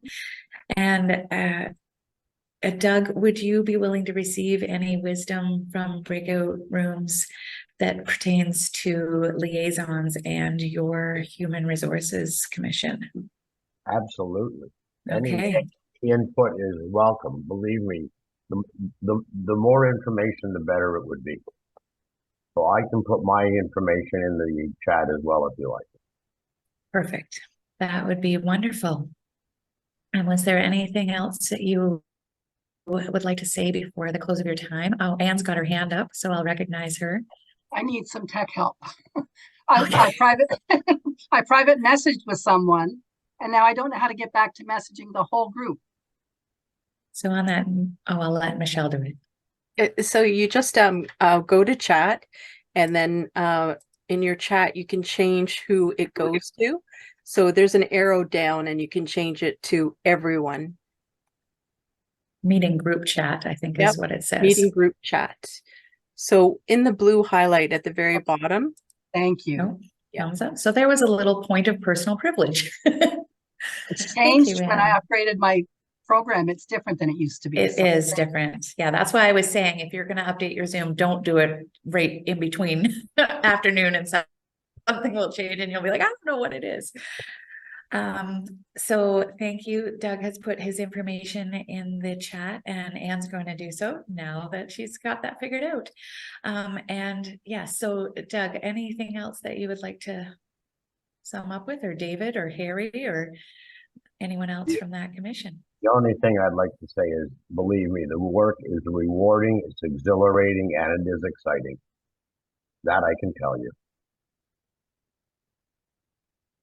Awesome. Thank you so much for all the work that you and your commission is doing on our behalf and to help congregations in times of transition. It's great work and important. So we also have time tonight to engage with our Discipleship and Justice Commission and hear of the work that is set before them at this time. And I believe Andrew Hyde is going to be presenting from the Discipleship and Justice Commission. Well, thank you, President Jennifer, and good evening, everyone. My name is Andrew Hyde, and I use he, him pronouns. I serve as the chaplain for the Ecumenical Campus Ministry at the University of Guelph.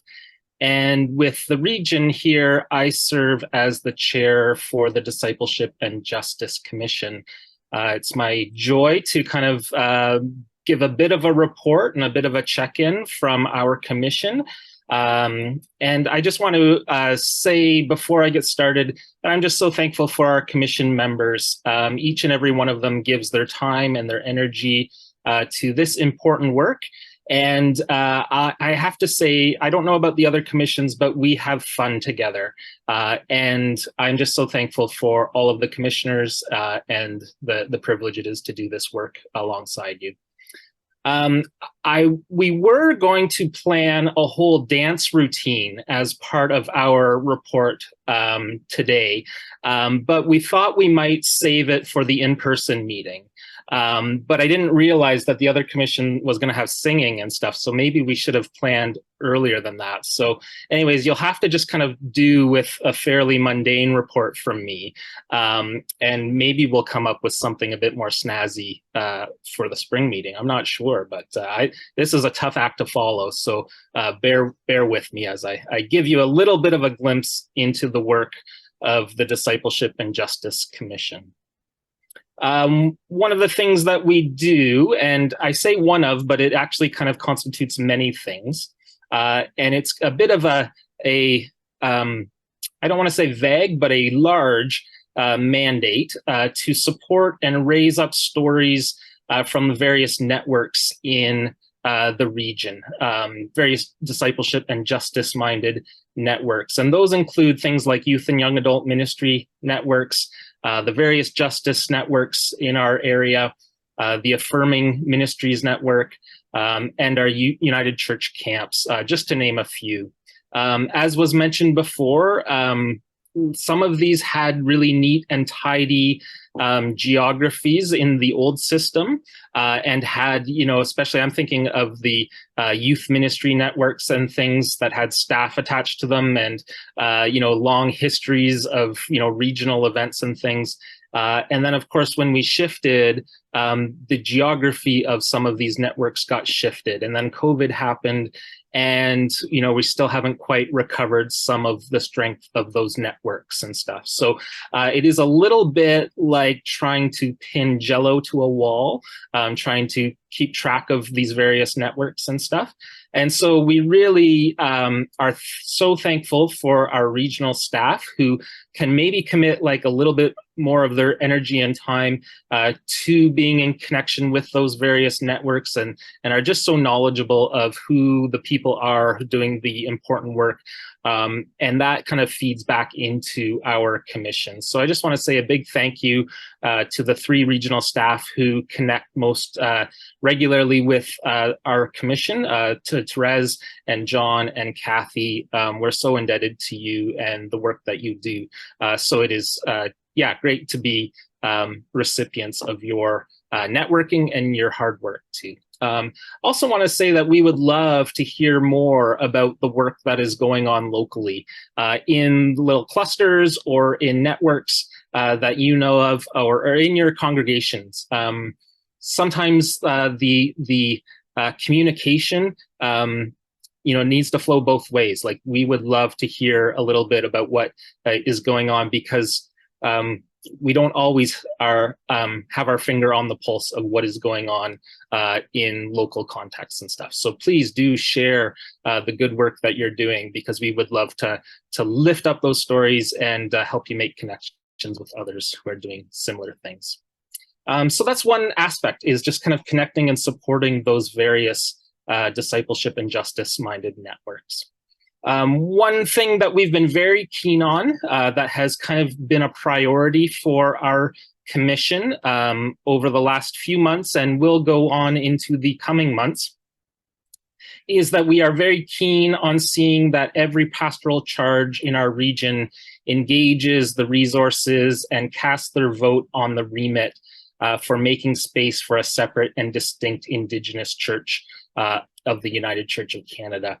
Kathy Hurd, who is a member of our commission, has been quarterbacking that important work, not only for our region, but also sharing her efforts with Antler River watershed and Horseshoe Falls as well. We're just so thankful for Kathy's commitment to that work. It really comes out of her passion for right relations, and she's been just so instrumental. You're going to hear more about that tomorrow, so I won't kind of give away all the spoilers today.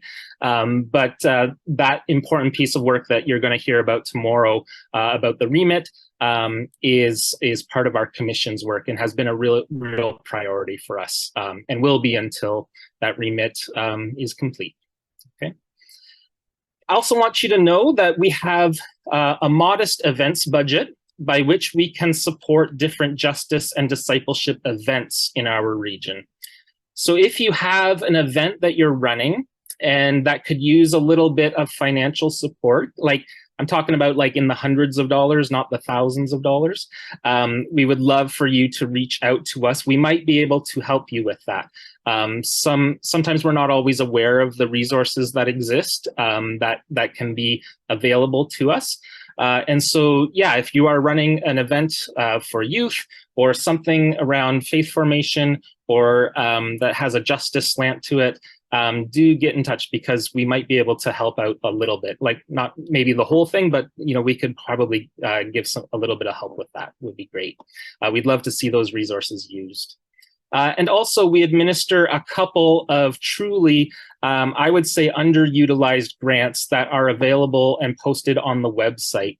One of those is a grant entitled the Ministry for Children, Youth, and Young Adults grant.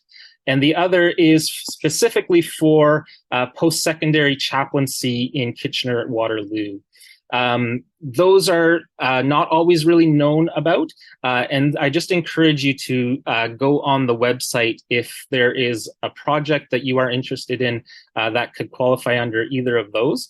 And I think you can even actually fill out your application right there on the website as well. That would come to our commission, and then we would make recommendations about how we could support you with that. So truthfully, there's a bit of work that we could do that will be on our kind of plate for the coming months about how to make some of those resources a bit better known, just so that the folks who can use it can put it to good use and deepen their connection with the region.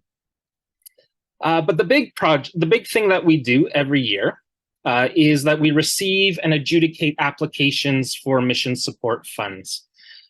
John is going to bring up a slide here that will show you this current year's support that we have been able to offer for mission support this year.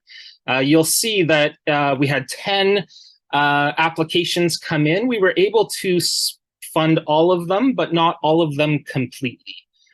You'll see that the total amount requested was $175,800.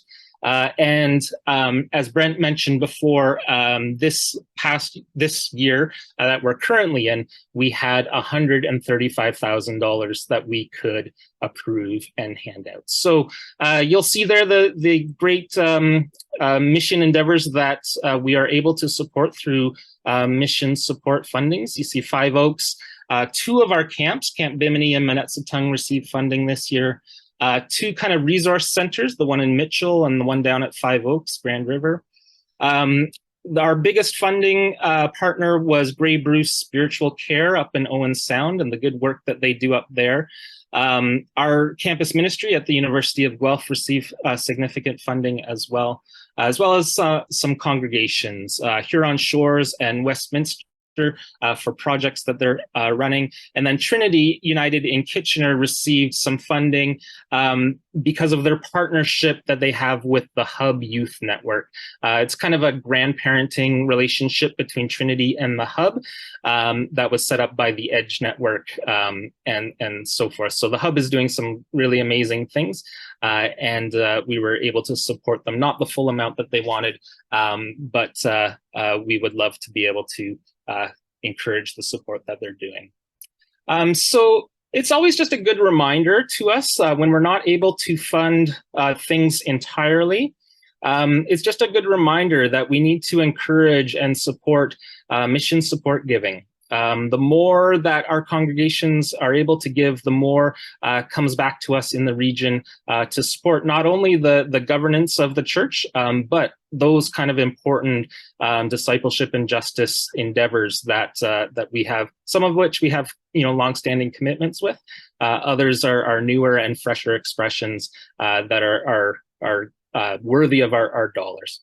Brent mentioned, the 25% cut for the coming year for mission support, and the steps being taken by our region to hopefully mitigate the impacts on our grant recipients.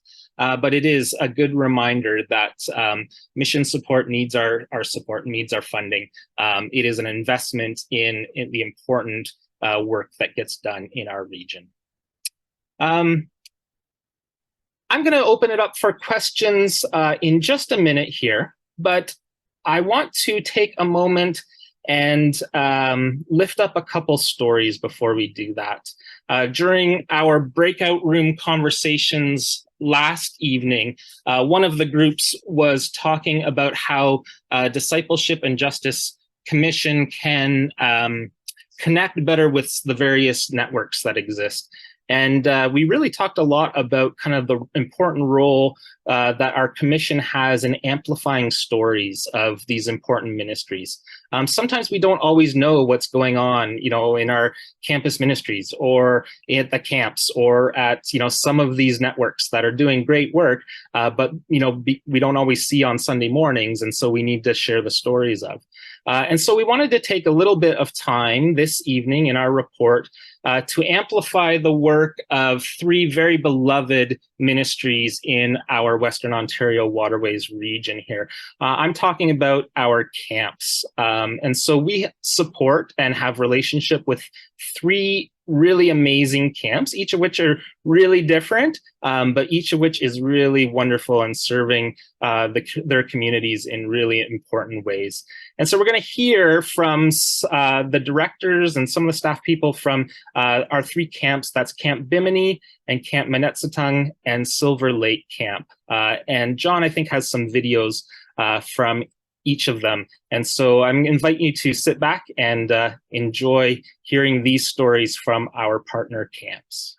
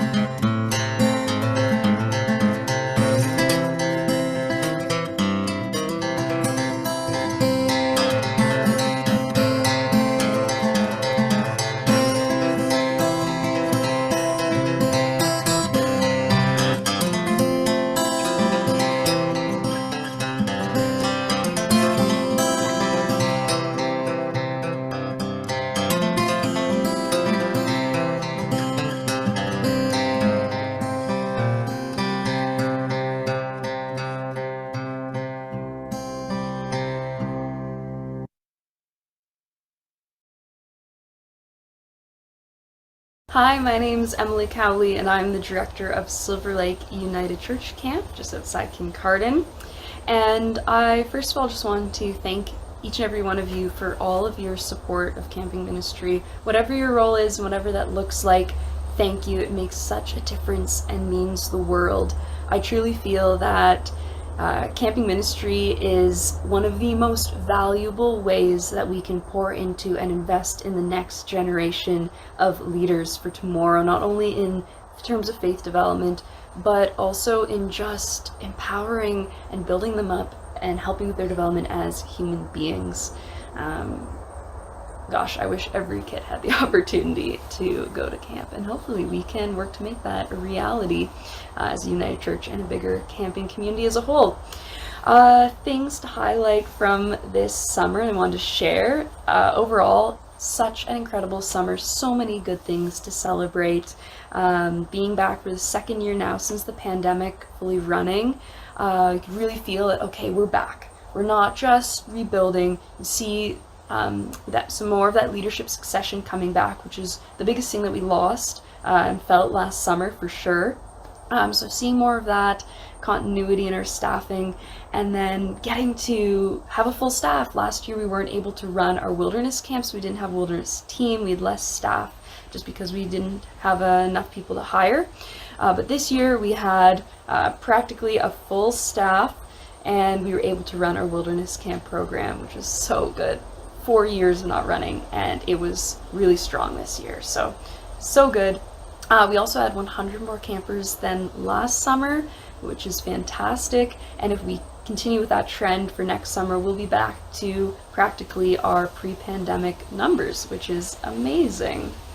Yeah, I guess some challenges that we faced this summer would be for sure financially, and when it comes to funding, we did not receive any grants from the government for Canada Summer Jobs, which we relied heavily on last year and we were definitely expecting going into this year and hoping for.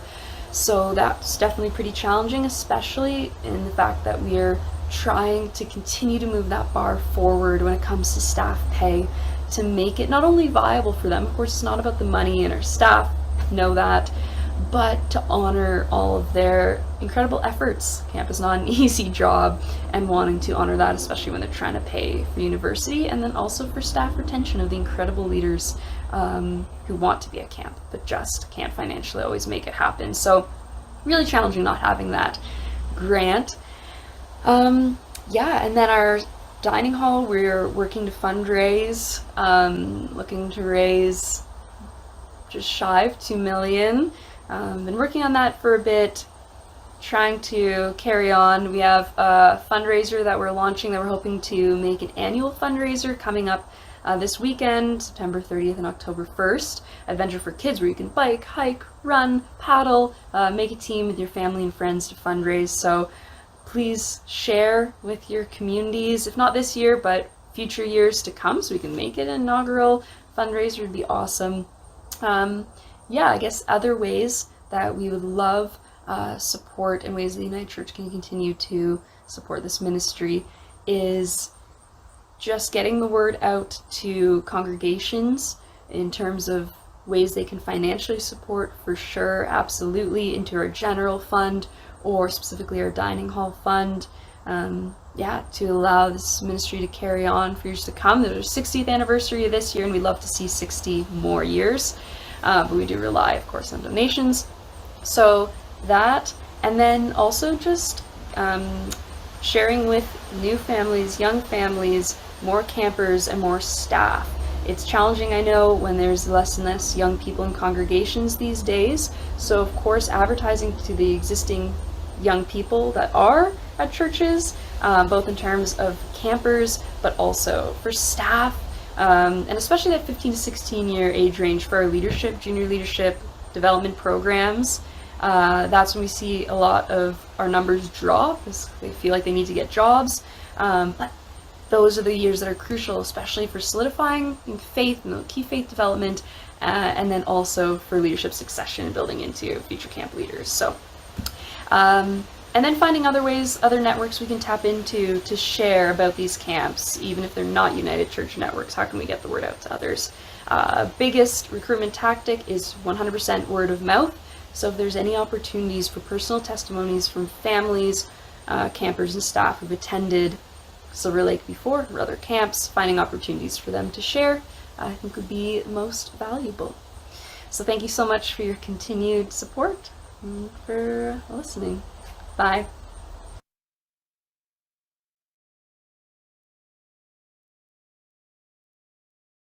Hello, my name is Clayton Peters. I am the Executive Director at Camp Minnesotong, and today, while the sun sets behind me over Lake Huron from camp, I'd like to take an opportunity to briefly introduce you to this place, in the hopes that by seeing what makes Minnesotong special, we might be able to become better acquainted, and perhaps offer an experience or a service that your family or community is looking for.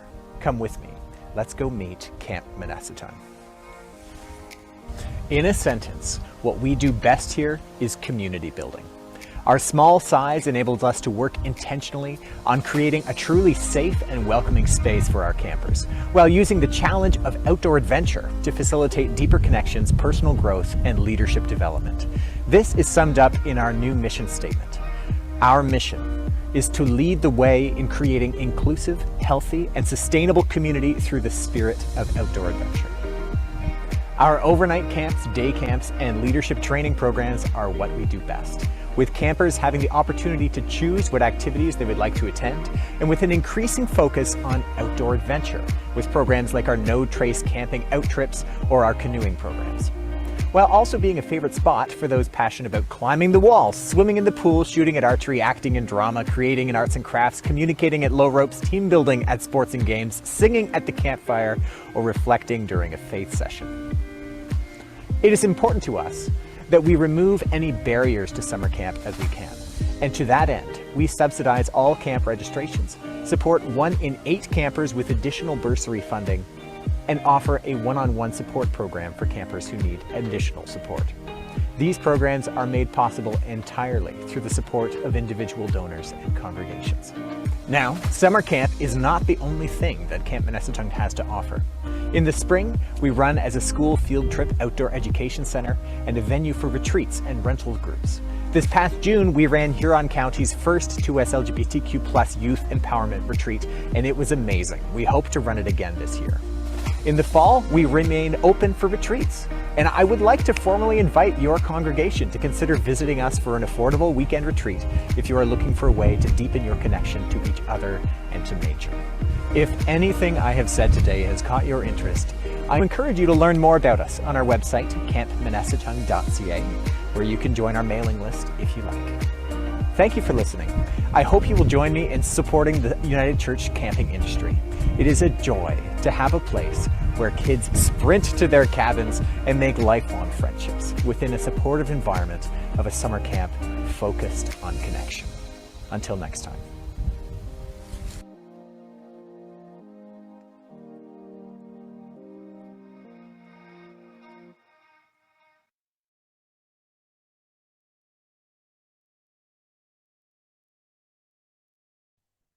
So a big thank you to our camp staffs for giving us that little bit of a glimpse into their summer, into their work, into the important ministry that they offer to our young people, and to some of the challenges that they are facing and the ways that we can support them. I'm gonna indulge in a little bit of a soapbox moment here, if you will allow me. But I really encourage you to, as a congregation and as individuals, give some real thought and consideration to supporting our United Church camps and any other kind of ministry in our church that supports youth and young adults. We talk a lot about kind of the effects that the pandemic has had on our churches and on our families. And you can times the effects of that by 10 for our young people. And as someone who kind of is part of the Youth and Young Adult Ministry Network, I can tell you that our youth ministries in particular are having a hard time bouncing back. So if you think of kind of that, couple years of being disrupted and the effects it has had on your congregation, think of the effects it has had on our young people, for whom that is such a big chunk of their life so far and such a formative time of their lives. I find it a little bit interesting that in our meeting today we're talking about giving honorariums to pastoral charge supervisors, which is great. I think that's wonderful. And we're talking about, I think it was $30 an hour or something like that. In the meantime, our camps are losing teenage staff people because they don't even make minimum wage. I think that is worth considering if we're going to be giving out honorariums to folks who are supporting pastoral charges. I think we need to think about matching that or doing something for our camps, because it feels a little bit like the politicians voting themselves a raise when we're thinking about dishing out honorariums for work that people have done for free. And our camps are in such a dire straits. If you know anything about our camps, a lot of the infrastructure, a lot of the buildings were built in the 50s and 60s, and they are coming past due. And so Silver Lake, I know, is fundraising for a new dining hall that is sorely needed.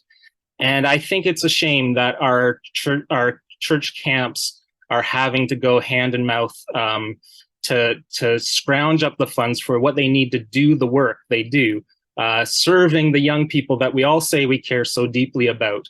I honestly think we can do better for our camps. And so I just kind of, I'll get off my soapbox, but I want to put that on your hearts as a little bit of a challenge.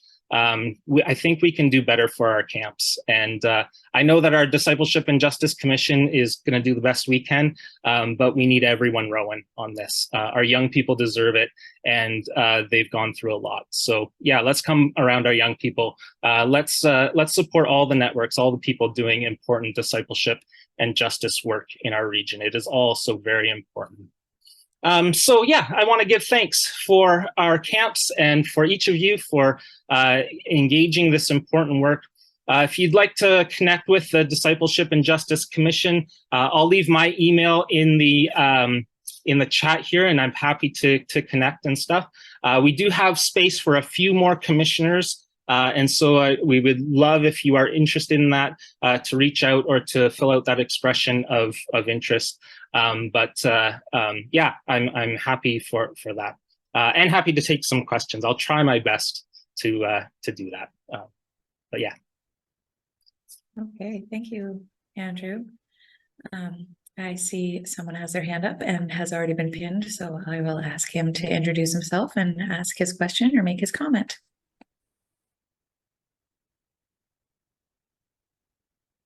Hi, Cease.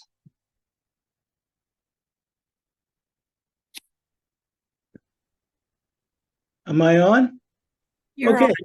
I totally agree with your last comment. Can you please tell us where you're from? Oh, I'm C. Solomon from St. James Rosemount United Church in Kitchener. Thank you. I think the camping experience, outdoor experience for children is so important, particularly for all of those who live in such an urban environment. And because we are trying to encourage people to think about the environment and this the indigenous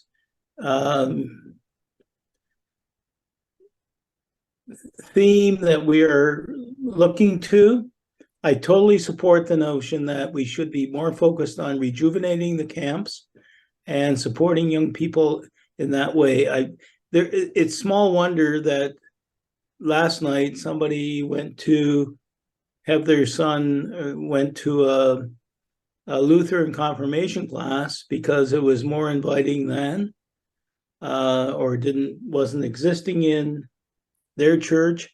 I just totally support the last few comments that were being made. Thank you. Thank you, Cease. Diane Dick has her hand up. And so I will ask her to unmute herself and we'll get her pinned. But just as she's doing that, I just wanted to read, Felicia Urbanski made a comment in the chat disagreeing regarding the statements made about pastoral charge supervisors getting an honorarium and suggested that we can't compare camps with pastoral charges. So just two different ways of looking at that. Diane. Hi, I'm Diane Dick from Georgian Shores United Church in Owen Sound, and I agree with Cease and Andrew. I think we do have to think about the next generation. And yes, we have a lot of shortages. We have shortages of liaison persons. We have shortages of ministers. But it's only going to get worse if we don't bring in and support our youth. And the Indigenous culture has the right idea when they talk about investing into the next 7 generations. We got to do it, folks. I'm sorry. That's what I think. Thank you, Diane. Is there anyone else who would have a question for Andrew or the Discipleship and Justice Commission, or has a comment that they would like to share with the group that hasn't already been expressed? Colleen, I see your hand is up. Hi, I'm Colleen Lowry, Director of Camp Manessatung. You all saw our Executive Director Clayton in the video earlier. Just to speak to what Andrew is saying and highlighting so eloquently, I can say I lose about 1/3 of my staff every year that are wonderful staff. Year over year, I lose them because they want to come back desperately. They want to continue to lead, and they want to continue to be effective and meaningful leaders in the lives of our children and youth. However, they can no longer afford to have a home if they continue to work at camp. And that's not because we're not paying them as much as we possibly can. It is true that camps and pastoral charges are different things. I don't think anyone's going to argue that. I don't think anyone would argue that pastoral charge supervisors shouldn't be getting honorariums either. I don't think that's something that anyone would want to say, but it pains me that I pay my staff so little, and it pains me a little bit that I also get paid fairly little as a director who is working quite literally 24/7 from May until August, and then what feels like 24/7 the rest of the time. And I think ministers understand, well, you're all going to get that too. But I just want to I do want to speak to that as a director, that it's painful for us that we can't continue to do the most effective things and be the most present and create the best programming for our kids, because we just financially can't do it, no matter that we're spending sometimes upwards of 20 hours a week writing grants to try and get the money to be able to do it. And it's really a hard balancing act. So I just wanted to thank Andrew for his comments. Thank you, Colleen. I see Fred Monteith has his hand up as well, so I'll ask you to unmute yourself and comment, Fred. Andrew, thank you for your work. The quick question is, would what's happening in our camps be recognized by United Church folks as United Church ethos and theology? That's me, sorry. So I froze there, so I missed hearing Fred's question. If you could repeat it, Andrew, that would be great. If I heard you right, Fred, I think you were asking whether or not what is going on at United Church camps would be recognizable as United Church theology and ethos. Did I hear that right? That's the question. Thank you. Yeah. Yeah, and so we could have great conversations about what is United Church ethos and theology. But I would say our camps are as varied as our congregations are. And I would say whatever congregation or whatever is going on at a camp, some congregation somewhere in the United Church will recognize it and feel like supporting it. Our church, our camps are very different in the amount of theology that gets conveyed, and sometimes in the flavor and the manner in which it is conveyed. Some of that has to do, I think, with staffing as well, because when you can't, pay minimum wage, and beggars can't be choosers when it comes to staff sometimes. And sometimes when it feels a little unrecognizable, it is because out of church camp's desperation to have a staff, you end up kind of bringing in people who maybe aren't equipped at addressing theology or don't know our United Church theology as well. So I think some of these issues are related. But yeah, I know I'm a product of United Church camping. I think most incoming ministers these days have some kind of connection to United Church camping as well. So yeah, I think it continues to bear good fruit in our church, but it is diverse, just as our church is. Thanks, Andrew. Your dad would be proud. I just want to give Mark an opportunity to add something into this conversation. Hi. I just wanted to add in my role here is acting executive minister, just to clarify, just in case people were,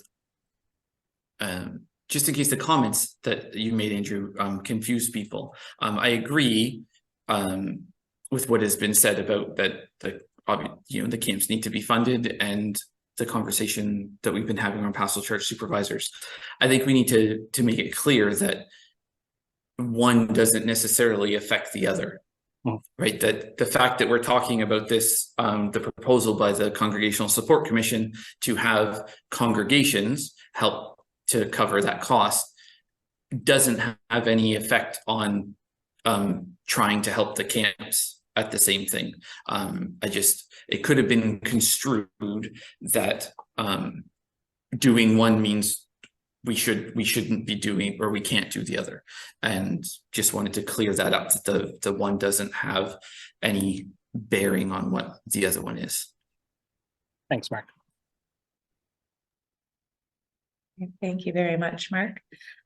So we've got two more people with their hands up, and I also noticed that Andrew put his information in the chat for people who would like to email him if you don't get a chance to have your comment tonight as we're coming to time. But I'll recognize Brent and Anne, who had their hands up already, and then we'll move on to our next item on the agenda. So I'll recognize Brent first. If you can identify yourself and ask your question or comment.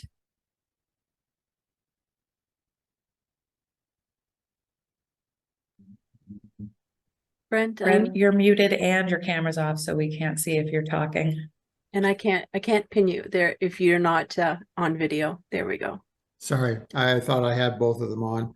Thank you, President Jen. Thank you, Andrew, for your presentation. Just food for thought. We are elected to this council, but maybe we should take back to our own congregations and make sure it's in the budget that we support camps. Now, I'm not saying that we support one over the other, that the church council or whatever your makeup is, give an amount, maybe to the regional council, I'm not sure how that would work out, of X number of dollars, and it would be divided between the camps so that we could help fund camps besides the mission and service fund. Just a food for thought. We tend to forget we have some power here. We can go back to our own congregations. Thanks. And now I'll recognize Anne. Thank you. I thought I had my video on, and but anyway, I have never gone. I went to a United Church camp once as a counselor, but I also served at a camp. We used to call them for community living, but now they have a different name and they're all integrated.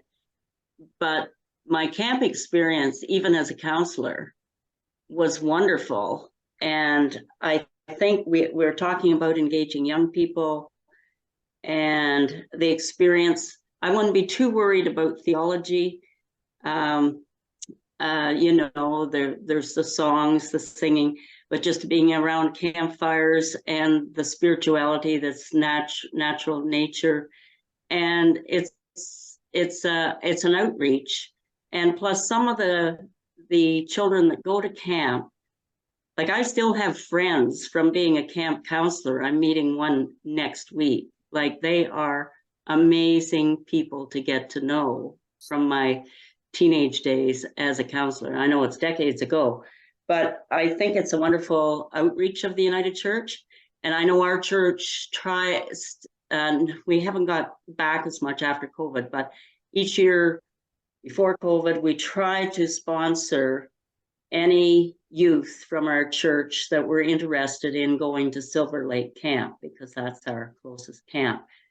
So, and I know some people that before COVID were quite engaged with Silver Lake Camp, and we had a fundraiser or two. We just haven't got back to it.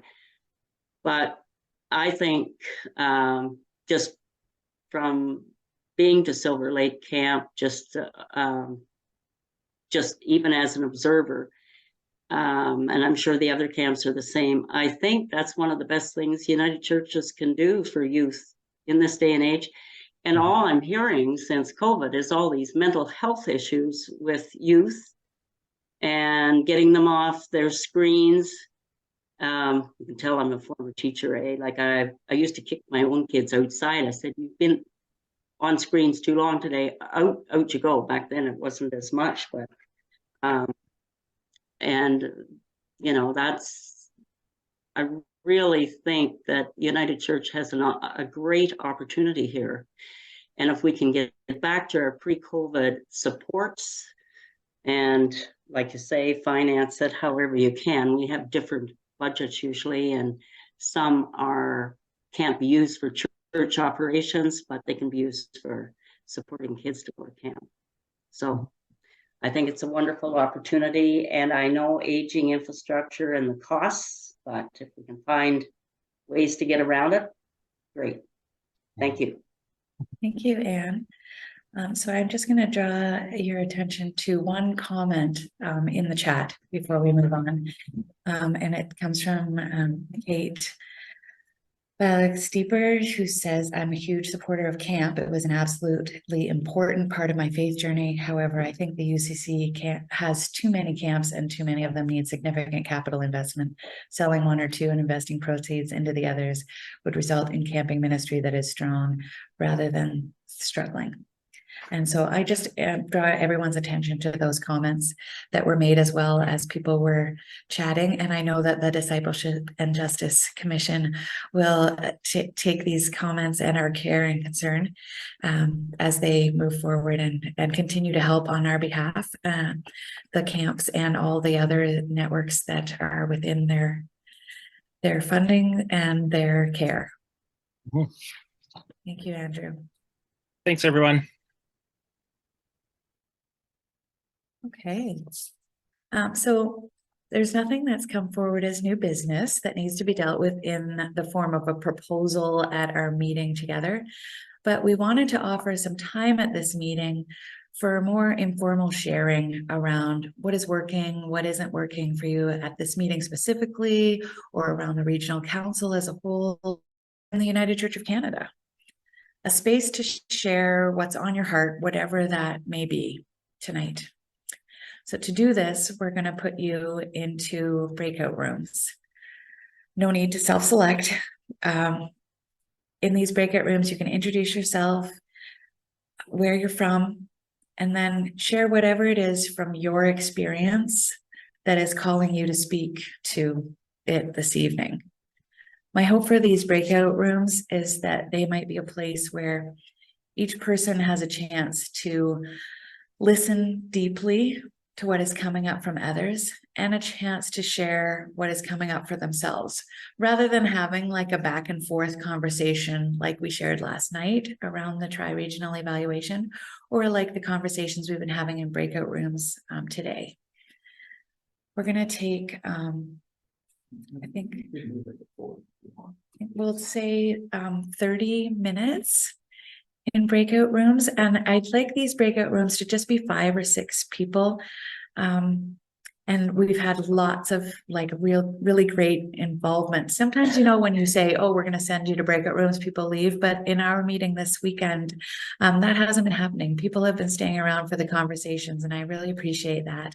And so I want to have spaciousness in each of the breakout rooms for every person to be able to share.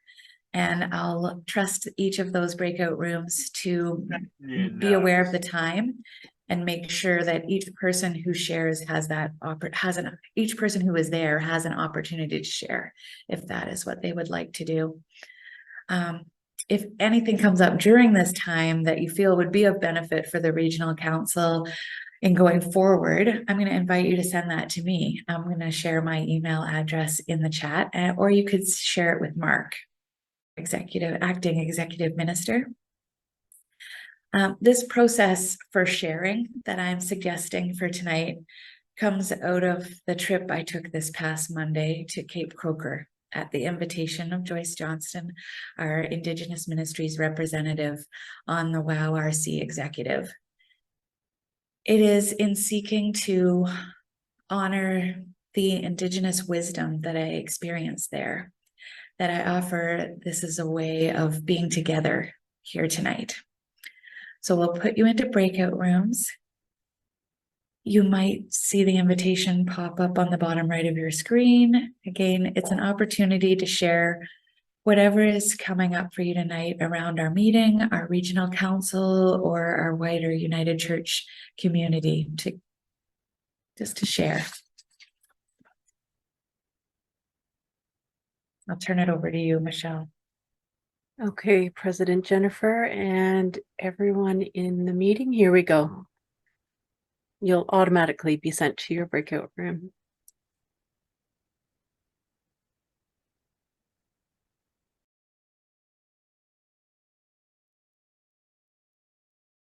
Back, everyone. I hope that you found what you needed and were able to share what was in your hearts and on your minds as you met in the breakout rooms. Again, any feedback you wish to share can be sent to me at jennifer@ucstainer.ca. I'm going to put that in the chat for you to be able to communicate that with me if you wish. And if you wish to keep things in the circle that don't need to be shared, that would be just fine as well. If you prefer to contact Mark, you know his email address as well. As you know, tomorrow marks the National Day for Truth and Reconciliation, and I'd like to share with you now the message our moderator, Carmen Lansdowne, has for us as we observe this sacred day.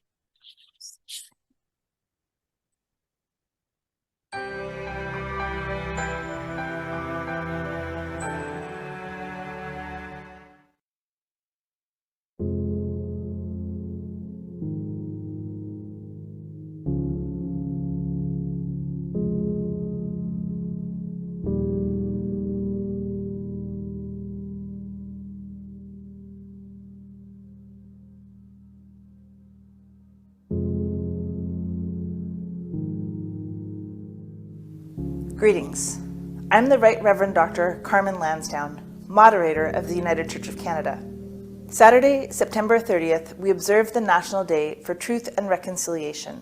We witness and honor the healing journey of survivors and families of the residential school experience, and we remember those who didn't make it home. Phyllis Webstad, founder and ambassador of Orange Shirt Day, is a residential school survivor and community leader who continues to raise awareness of Every Child Matters by sharing stories of the individual, family, and community intergenerational impacts of the residential school experience. Orange Shirt Day is not to be celebrated as a holiday. It is a day to reflect, to learn, and to pray about the continued impact of colonial policies and governance in what we now call Canada. Whether you attended one of the schools, whether you're an intergenerationally affected relative like me, a granddaughter of a survivor, whether you're a parent left behind or a non-Indigenous person in Canada who is fed a false history, Orange Shirt Day means every child matters. Indian residential schools operated in Canada between the 1870s and the 1990s. The last Indian residential school closed in 1996. Between 1925 and 1969, the United Church of Canada operated a total of 15 institutions within the Indian Act system as a part of the federal government's policy of assimilating Indigenous peoples.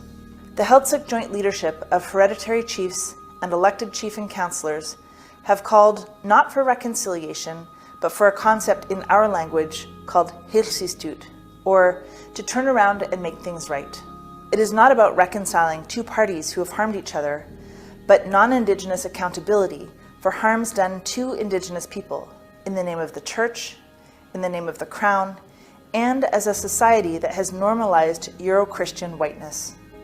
As members of a church that operated residential institutions, every member of the United Church of Canada is accountable for learning about the tragic and painful legacy of the institutions and how it continues to impact the lives of Indigenous peoples across the country.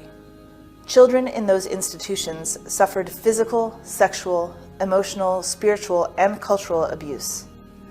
This resulted in the Indian Residential Schools Settlement Agreement, which included the creation of the Truth and Reconciliation Commission of Canada. Its final report and calls to action make clear that there is still a very long journey ahead of us as we seek to make things right. Racist or colonial policies continue to harm Indigenous children and their families. They manifest in inequitable funding for education, and injustices are perpetrated under the Indigenous Child Welfare Act. On September 30th, and every day, we must remember that every child matters.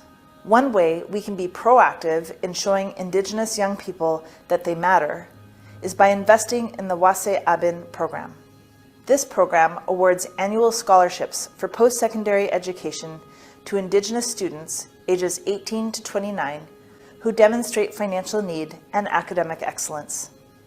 I hope you will join me with millions of other Canadians, Indigenous and non-Indigenous alike, and spend time in reflection, prayer, and action on this National Day for Truth and Reconciliation. Wallace Gaescha, every child matters.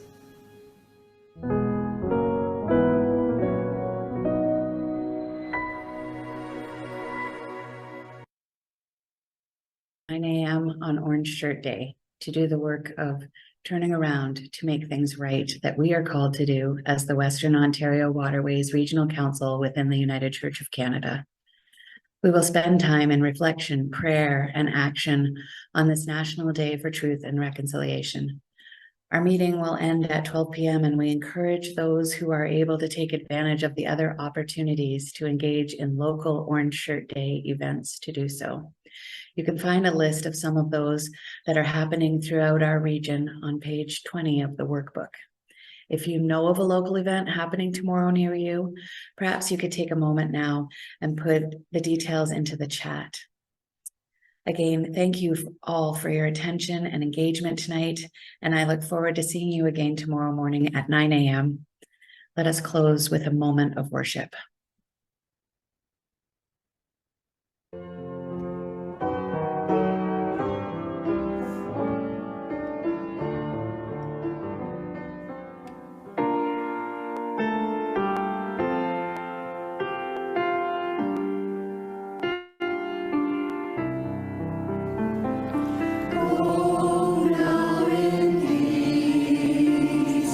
Never be afraid.